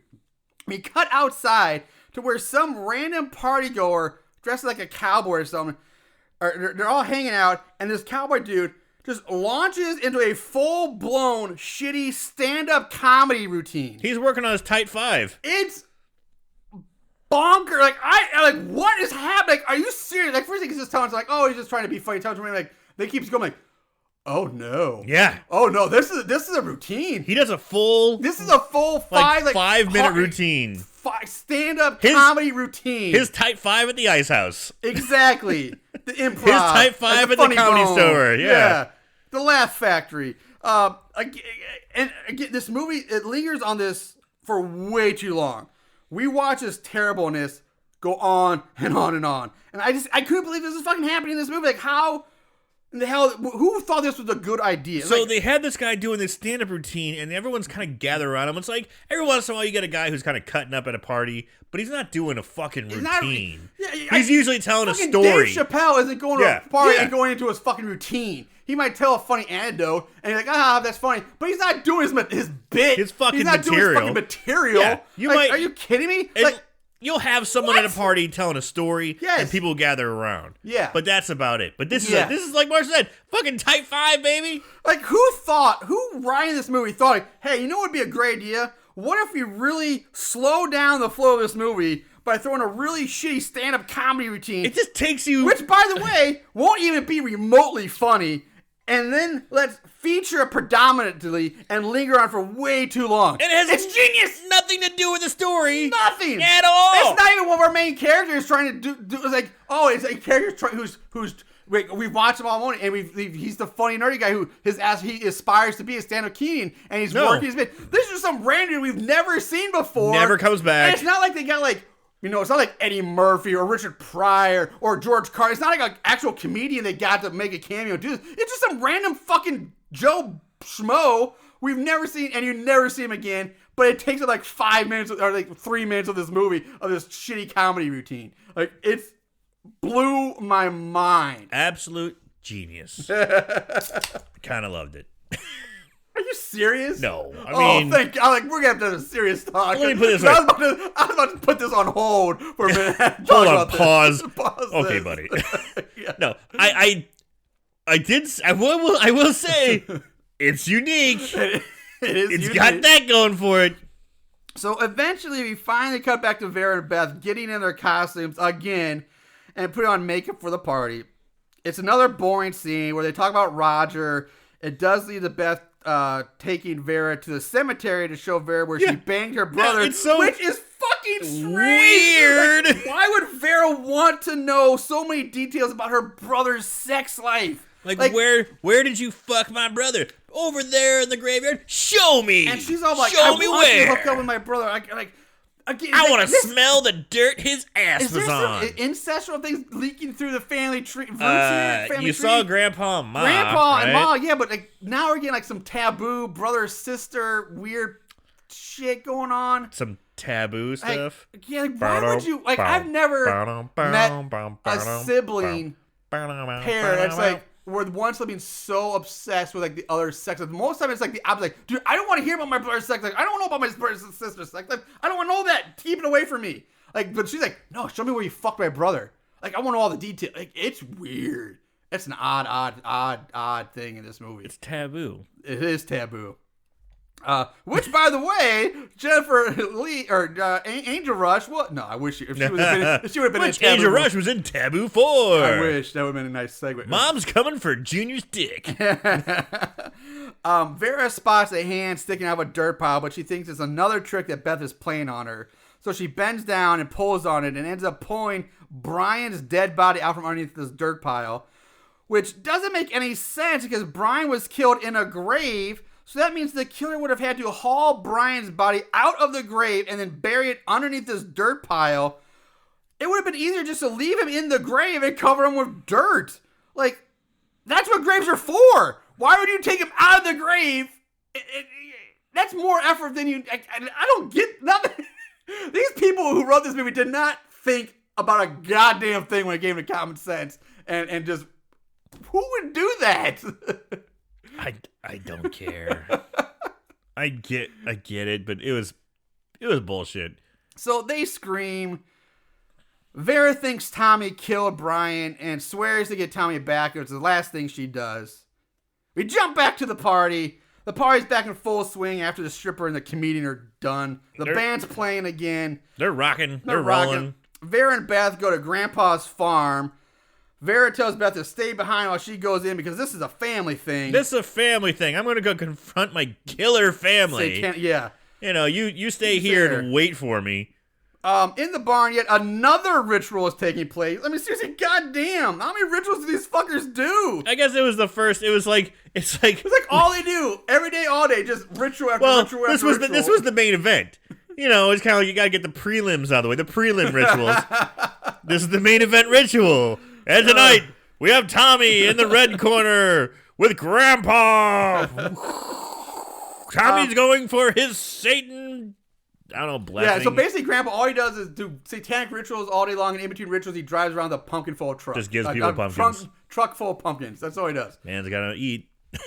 Vera enters the barn screaming at and for Tommy, interrupting the ritual. Gramps tells her that you shouldn't come here. I can't. You should have come here. Yeah. That she disrupted the ritual of the blood, and for that she must pay for her sacrilege. Vera gets grabbed by two of the random robed occultists and dragged into the center of the pentagram on the floor. She gets tied to that wooden bar we saw her that hangs from the rafters. That old titties were hanging out too. Yeah. Grandpa gives Tommy a small, weird-looking, like ceremonial dagger. This is where he hands it off, like he grabs the ceremonial dagger with the devil horns and hands it to Tommy, who receives it with the devil horns. And it's very awkward. You can tell they're like, so awkward. Okay, if you move your hand here, maybe I can. Okay, yeah, there we go. Yeah. All right. It's so odd looking. So and plus this dagger is so tiny and weird looking. Like you can barely even see it in Tommy's giant balls. It's ceremonial, Marshall. I know it's ceremonial, but it's weird. Like anyway, Tommy approaches Vera intent on killing her.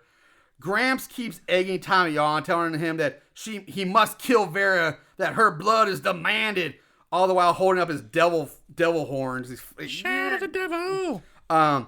Vera pleads and begs for Tommy not to kill her. Tommy raises the dagger above his head. He's like, Jesus Christ, Tommy, I'm your sister. He's like, Tommy, I'm your sister. And then he comes down, he slices the ropes, binding Vera, that are tying her up, setting Vera free.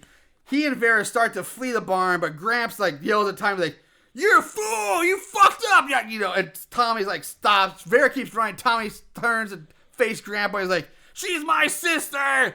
And so I don't know. It's shit's going on. I liked it. I'm sitting here captivated by you. Yeah. She's my sister. And I'm like, go on.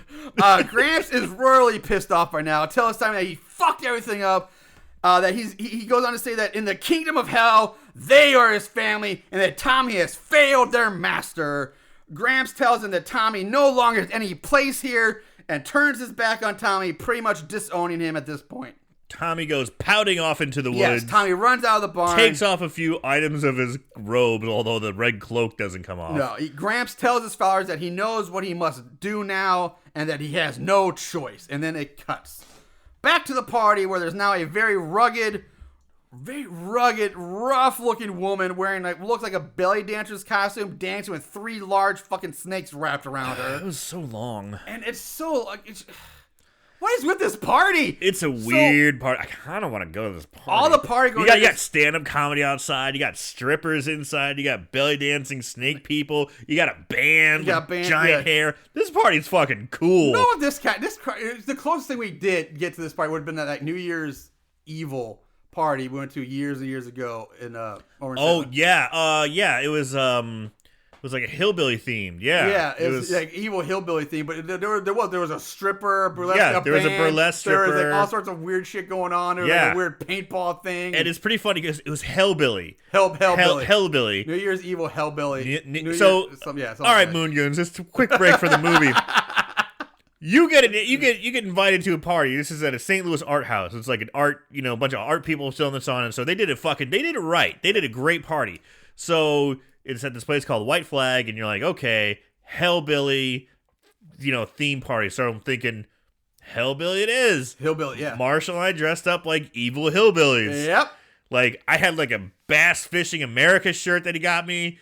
And I had we had trucker hats. Marshall had like a wig on. I had a mullet wig with a trucker hat and a flannel jacket and baggy, dirty sweatpants. Yeah, we looked fucking proper. I shaved like a mustache, into the bar handle mustache and everything. We look fucking choice. Yep. We show up. We're the only motherfuckers dressed up. Only fuckers dressed up. Only motherfuckers dressed up. Yep. There's like one other guy who's like wearing a Stag beer shirt. Yeah. But he's just like, I just like Stag beer.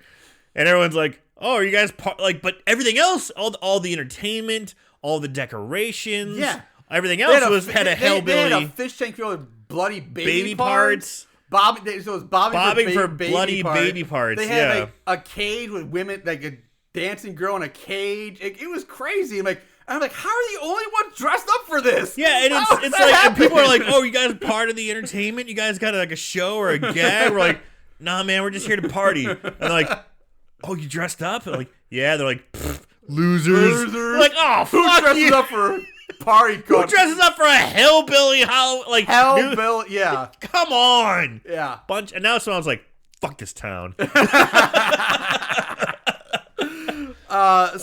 Side note. Yeah, so this mannish looking woman dancing with snakes is outside. All the party goers are just standing around in a circle watching her as this happens. Like everybody just everything comes to a stop and just watch her. Inside, the band continues to rock on, singing a song called "You Can't Do It." You can't do it. You can't do it. Nah, nah, nah, nah. Something like that. Yeah, you nailed it. And holy fuck, are these guys hairdos are insane. Off the charts. They literally may have set the record for the largest hair manes ever. Their hair game is no joke. It's on super fleek, if that's even a thing.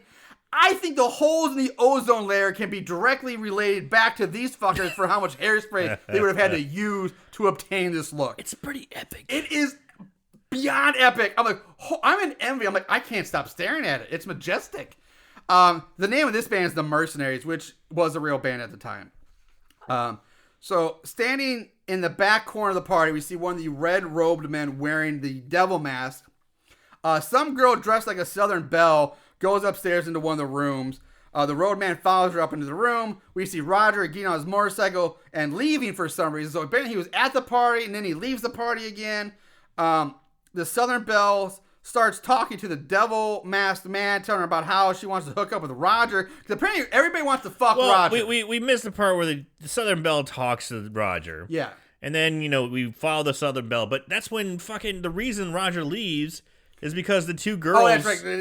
He has to go to the barn. That's right. The two girls come in. It's like, Vera and Beth come in. Right. And they're like, fucking... The barn. But there's no dialogue. You just see them in the background, frantically talking, and Roger goes running off. And obviously it's, Grandpa's fucking crazy and killing my boyfriend. Blah, blah, blah. Southern Belle is basically... She wants to bang Roger now because I guess Roger's the hottest thing in this town. Everybody wants to fuck him. So was he? Blah, blah, blah, blah, blah, blah, blah. So she asked the masked man in the robe for help tightening up her bodice / corset so she can look even hotter to lure in Roger. So the roadman walks up behind her and starts pulling on the strings of her bodice. He pulls them so tight it causes her titties to literally rip out of her dress. She screams in pain. He pulls tighter. Her titties pop out some more. She then just seems to pass out. And the man pulls out a knife, stabs her in the back with it, killing her. Sweet. We cut to Roger, the sheriff, and some other deputy now at Grandpa's barn. They go inside to check it out, find nothing there, and leave. Very short scene. Hey, rookie, you got bamboozled. There's nobody here. Remember, it's Halloween. You just got blah, blah, blah, blah. Back at the party, Vera and Beth have shown up again now, which seems odd that... maybe this note doesn't make sense, but okay, they went to... I found weird that they went to this party. They just saw... Well, they didn't see it, but her boyfriend... They found her boyfriend murdered. They found a dead body. They go to the barn, find their brother and grandpa in a satanic ritual. She's strung up, nearly murdered by her brother and grandpa. She flees, but instead of going straight to the police station for help, or even going home to cry and get mom, say, "Mom, you gotta help." They go to the party. Like, what? Like, this is why when they went to the party to get Roger, who is a police officer. But still, like, why would you go straight to the police station instead? It still makes sense because it's still a police officer and it's family, so he can maybe relate a little bit better and would take it more seriously. I have no problem with that. What I have a problem with is her continuing to party after Roger left. That made me sense to go get Roger first, and then he says, okay, go to the police station now. I'll take care of this. That would have been good. So that should have happened. Okay, go to the police station, wait there where it's safe. But Roger's like, all right, I'm going to go take care of Grandpa and our brother. All right, you have some punch. Yeah. Have some fun. You just missed a stripper, but Mercenary is fantastic. Oh, but then there's a woman down snakes outside. Enjoy the show. Yeah, that's not a great point. Like, why would they stay comedian's there? going to be back for his second set soon. Yeah. He's thinking, there's a 2-drink minimum. So... but that's a very good point. So the Vera and Beth enter the room where the Southern Belle was killed, and they spot the girl's body sitting on a stool in the corner, but they think she's passed out from being too drunk. So also, what the fuck, by the way, what the fuck are Vera and Beth supposed to be dressed up as? Because everyone else at the party is dressed in clear costumes of various characters. These two are dressed like they're going to prom. Dynasty?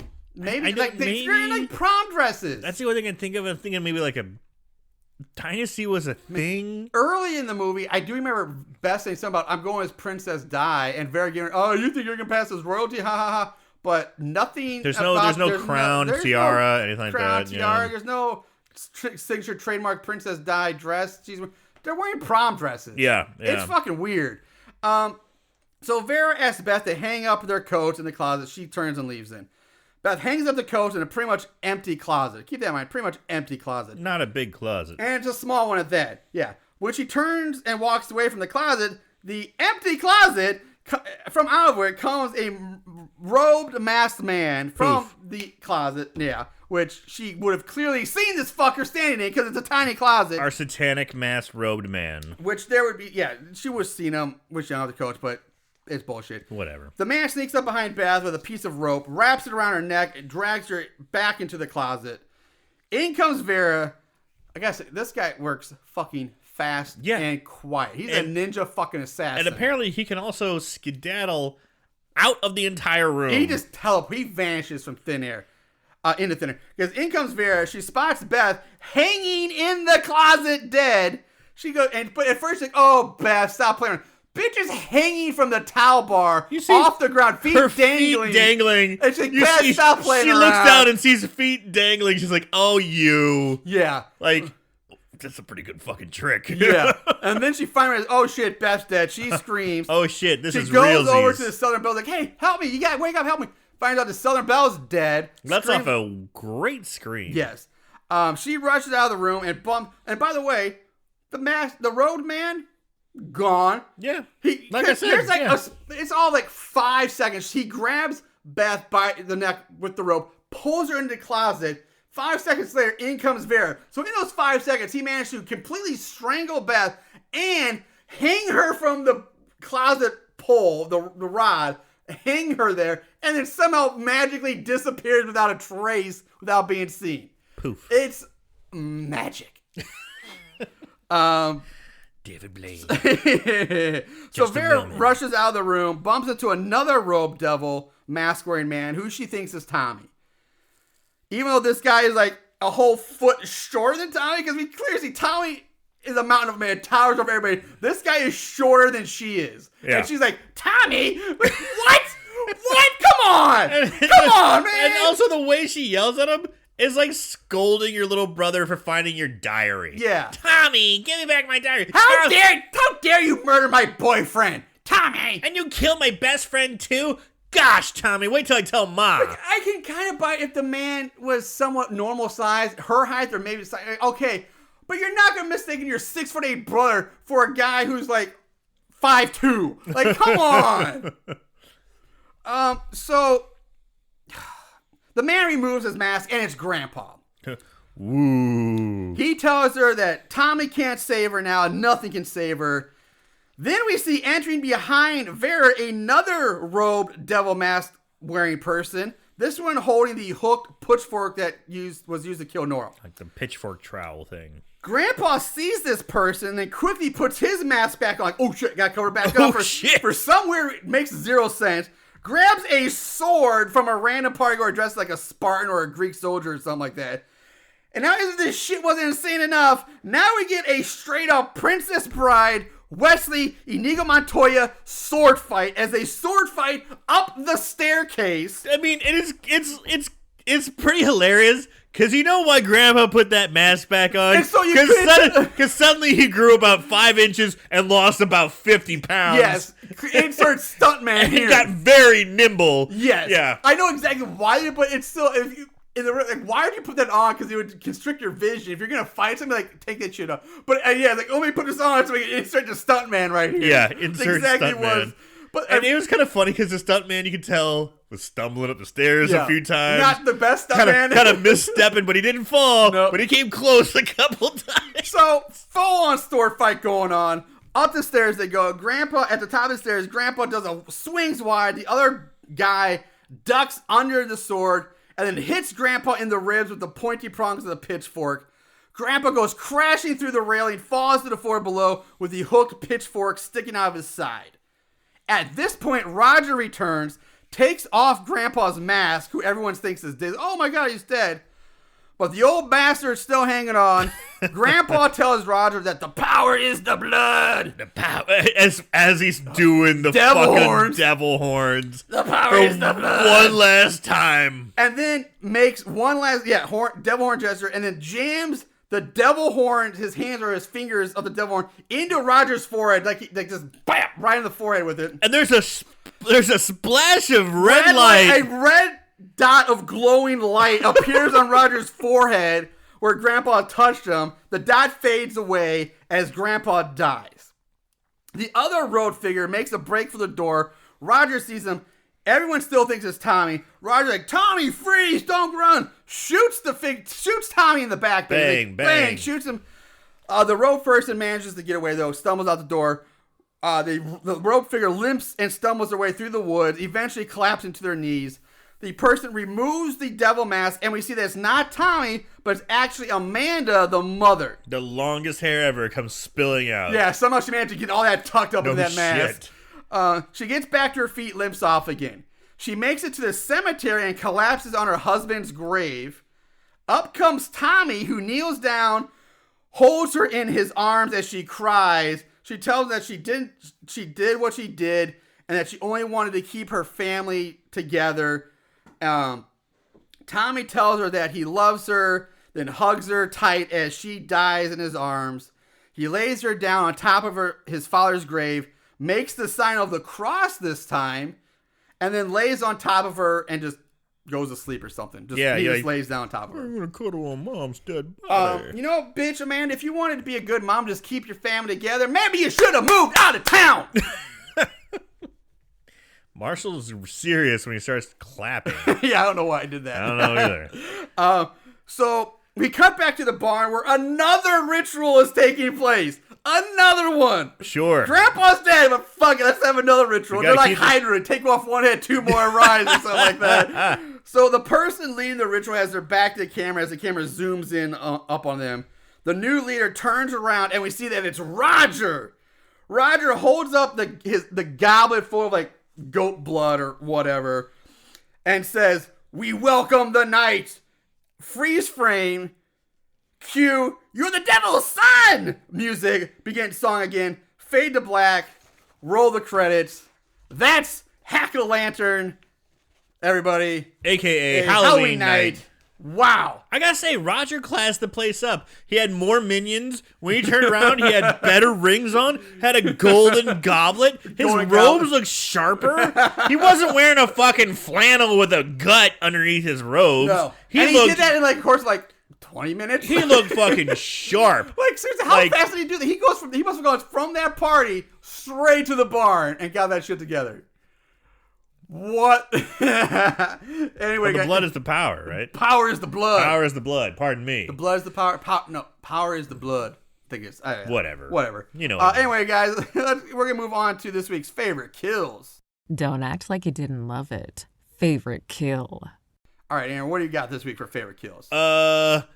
Nora. Oh, that was my favorite kill. Nora? I'm sorry. She's a good-looking lady. Yeah. You know, she's got the titties out. She's fully naked. She's presenting herself, as you were saying. You know, and then she got, Got the old weird trowel pitchfork thing in the neck. Not a bad effect. I think it was a good way to kick it off. Nude kill is always a good one. I did like the shovel in the head. Yeah. But yeah, nude kill, better. It's between Nora and Brian showing it. Yeah, so that's the my shovel in the head favorite was for this movie was the best effect. Absolutely. It looked good. Mm-hmm. Like it looked like it could have been in a high budget movie. But yeah, Nora, just the whack right to the side of the face. She got a different kind of facial in this movie. Oh. But I think I'm gonna go with Brian. Yeah. I mean, don't great. I like the whole scene with Nora's naked. The nudity is great. She's got a great bite. She's hot. Whatever. But I'm breaking it, just the kill. That even though it's a cutaway. Yeah. But that when you see that shovel embedded in his head, it looks so good. And I forget. I'll forgive the cutaway. So I'm going Brian for this week's favorite kill. Not a bad one. All right, moving on to the odds and ends. Just when you thought it was over, here comes the odds and ends. All right, ratings. IMDb gives it a 4.8 out of 10. Rotten Tomato, there is no official thermometer score, but it has an 18% audience score. Amazon, for some reason, had two different ratings. Huh. Because I guess one was the Blu-ray and one was the DVD. For some reason, even though it's the same movie, had two different ratings. One was 4.3 out of 5. The other was a 3.5 out of 5. Ooh, which one got worse? I don't remember. Plot keywords. There were 17. Wow, that's actually it's pretty high. Yeah. Topless. Yeah. Coors Beer and Coors Light. Is it? Because really? he had a silver bullet poster in his room in his basement. That's right, he did. He also had Killian's Red. Red. Killian's Red. Is that the next one? No, I wish. No. Oh, okay. Halloween Party, Satanic Cult, and Satanism were the other ones that were really kind of had anything to do with it. Man, that's kind of funny because if you're looking at the plot keywords and like, okay, where's the Coors Light, baby? Yeah. I see Killian's. So trivia. Here's where I'll talk about the band for a minute. Devil's Son. The song is played by the band DC LaCroix, which was a real band back in from like 83 to 88 supposedly. They formed in Seattle, Washington. From what I gathered, they had 3 full-length albums fronted by lead singer Sylvia LaCroix. The song Devil's Son was on their second album titled Crack of Doom with their other quote-unquote hit song called Rip It Up. That's all I got for trivia for this movie. That's all I could find. I've got one little thing I saw on there. Go ahead.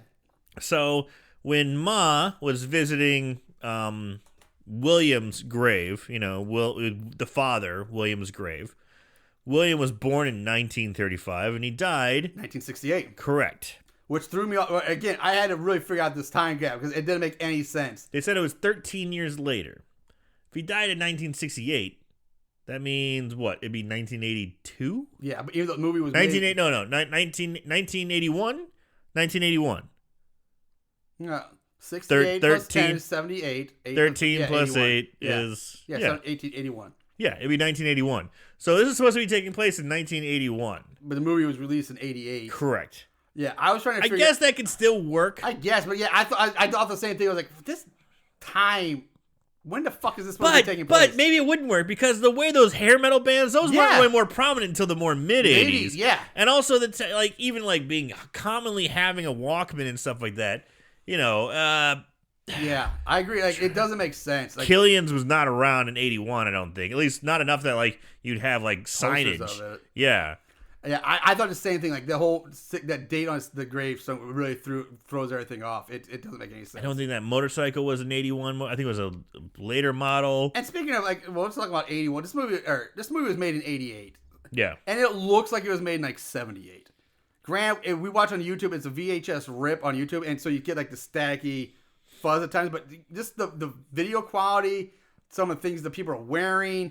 The hairstyle, it looks like this was 78, not 88. It looks old. Yeah, it's really poor quality, but I mean, it's still 80s. You're probably using older tech. So and it's low budget, obviously straight to video. I do have a budget for this, but I don't really want to go into a full-on budget game because it's not a real budget. Oh, come on, let me try. You can try, but you're not gonna guess because I think this is a joke budget based on this movie. There's no way this movie costs this much money. Ooh, so it's gonna be off the charts. $1 million. If that's on the charts, and you're way off. No, what I found was $5,500,000. Launder that money, baby. Yeah, launder some of it.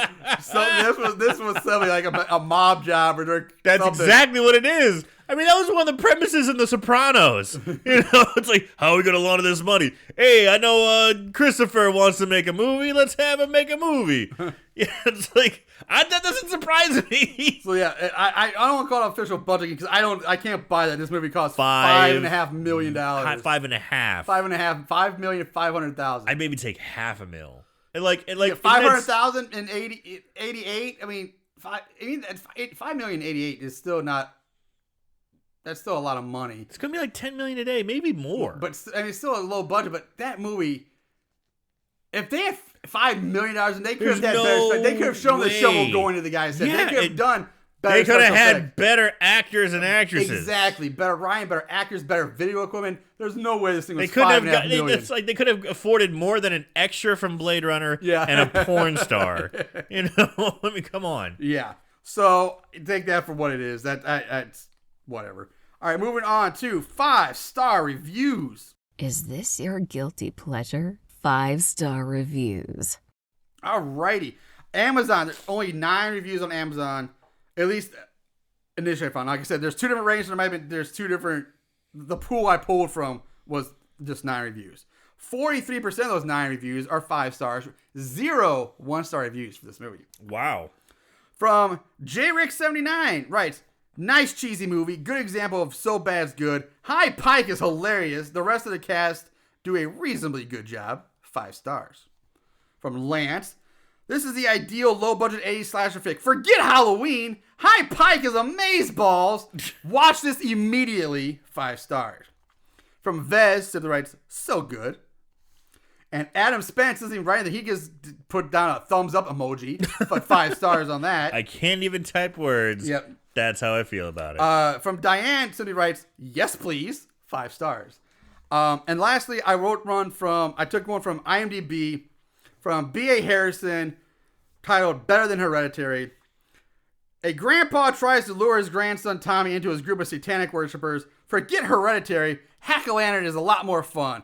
Instead of confusing slow burn horror, we get cheesy 80s goodness that moves at a fair lick. Instead of drab, washed out cinematography, we get a vibrant Halloween setting. Instead of miserable characters, we get a colorful collection of likable fashion disasters. Sure, the acting is less than perfect, and the direction of Jag Mundhara is basic, but the film more than makes up for this with some bloody killings, more than its fair share of gratuitous female nudity, the 3 Bs, boobs, butts, and bush, and several what-the-fuck moments guaranteed to bring on the giggles. Pick your jaw up off the floor as dirty old grandpa finals his own daughter's tits on her wedding day. Witness Tommy popping on his headphones to listen to some metal on his weatherproof Walkman. As he closes his eyes, we are privy to his thoughts on MTV-style music video Nightmare, in which the band plays heavy rock while a woman fires laser bolts from her eyes and severs Tommy's head. Hilarious! Wonder what the hell is going on as a woman strips naked at a Halloween party while a man outside breaks into an impromptu stand-up comedy routine. And don't forget to play my Hack-A-Lantern drinking game, a shot for every time someone throws up devil horns. That's hilarious. 6 out of 10. So there's what other people thought. That brings us to our final breakdown. Aaron, what do you got for Hack-A-Lantern? So bad it's good. Oh man, I had a lot of fun watching this movie. This was not one that was boring. It was definitely weird. I gotta say, Hyde Park really did bring it. Hyde Pike, pardon me. He was the most fun. He was a lot of fun. Anytime he was on screen, I was entertained. Every time he was like talking to his kids or his grandkids and telling, "See you in hell, Roger." He says it with such a great grandpa smile, when he's like, "Oh, grandpa." And even the daughter was like, "You raped me on my wedding day and killed my husband." Oh, grandpa. Everyone just kind of just goes, "Oh, you." There's this like, "Oh, you" about this satanic, evil, fucking diabolical man who goes around killing people. Yeah, it's the effects are decent. There's so much nudity. It's poorly acted, but in the best way. Yeah. I gotta say, man, so bad it's good. It kind of like honestly hits the definition of so bad it's good. It's one of those rare ones where it's like, holy shit, this movie sucks. I love it. I have a comment. I'll get my decision, but I have a question before I go into my the rest of my stuff. But 100%, I agree. So bad it's good. First of all, go watch this movie now because I don't know how much longer. We've said before how much longer this is going to be up on YouTube with all the violence and nudity in it. It's probably going to get taken down. So if you hear this, go watch it as soon as you can. With that said, before I go, I'll say now. Everything you said, I love this movie. I was intrigued. I was pulling it from the beginning. I was like, I was never bored. This movie just got weirder and more. What the fuck is going on with incest and weird heavy metal music videos and laser beams and snake dancers and what is happening? Stand-up comedy. It's insane, so crazy. But I was entertained. Like it's so bad it's good. 100% go watch this movie. That said, I want to bring back. I know given our answers, I pretty much think what you would say, but I'll ask you officially: boot or reboot? Would you leave it alone, or would you, I'll take this one. I would 100% remake this today. Ooh. I think this would be. It had a good premise. It was poorly done, but it's in a good way. So I don't want to say it would ruin but I could see this being redone today and being really good. It's something that's not well known. It's a good enough movie on its own, but I feel as if you almost have to remake it to almost introduce people to what it is. Yeah. You know, I didn't know what the fuck it was. I've never heard of it. And you know, I'm on our Instagram a lot. Yeah. You know, and I'm always like looking for people like us or other podcasts. And this one's never come across my radar. Never have I ever. So when I came across this, like, holy shit, this is fucking fun. Yeah. This is great. Why haven't I heard of this before? I'm surprised we haven't. Yeah, honestly, now I think about maybe I wouldn't reboot it because it is so a unique gem all by itself. But if it got remade, I'd be okay because it's a good premise. It's a good story. It could be better. It could go from so bad it's good to just being good. Like I think because it could lose its charm, its shitty charm. But that's part of the charm of it. I know, but at the same time, you could take this premise and turn it into an actual like good good movie. So it could be rebooted and I'd be okay. But yeah, either way, we both agree. Both of us say go out and watch this movie. Absolutely. It's fun. With that said, guys, we're going to wrap it up. Remember, I am going to play the entire version of Devil's Son at the end of this. So if you want to hear the whole thing, stay tuned and listen to that. Otherwise, you can... it's worth it. Yeah. Thanks for listening, guys. Check out DC LaCroix. DC LaCroix. It's capital D, capital C, space, capital L, A, capital C, R, O-I-X, I believe. Yeah, we'll be back later, guys. In the meantime, watch more horror movies. And remember to always keep it tight.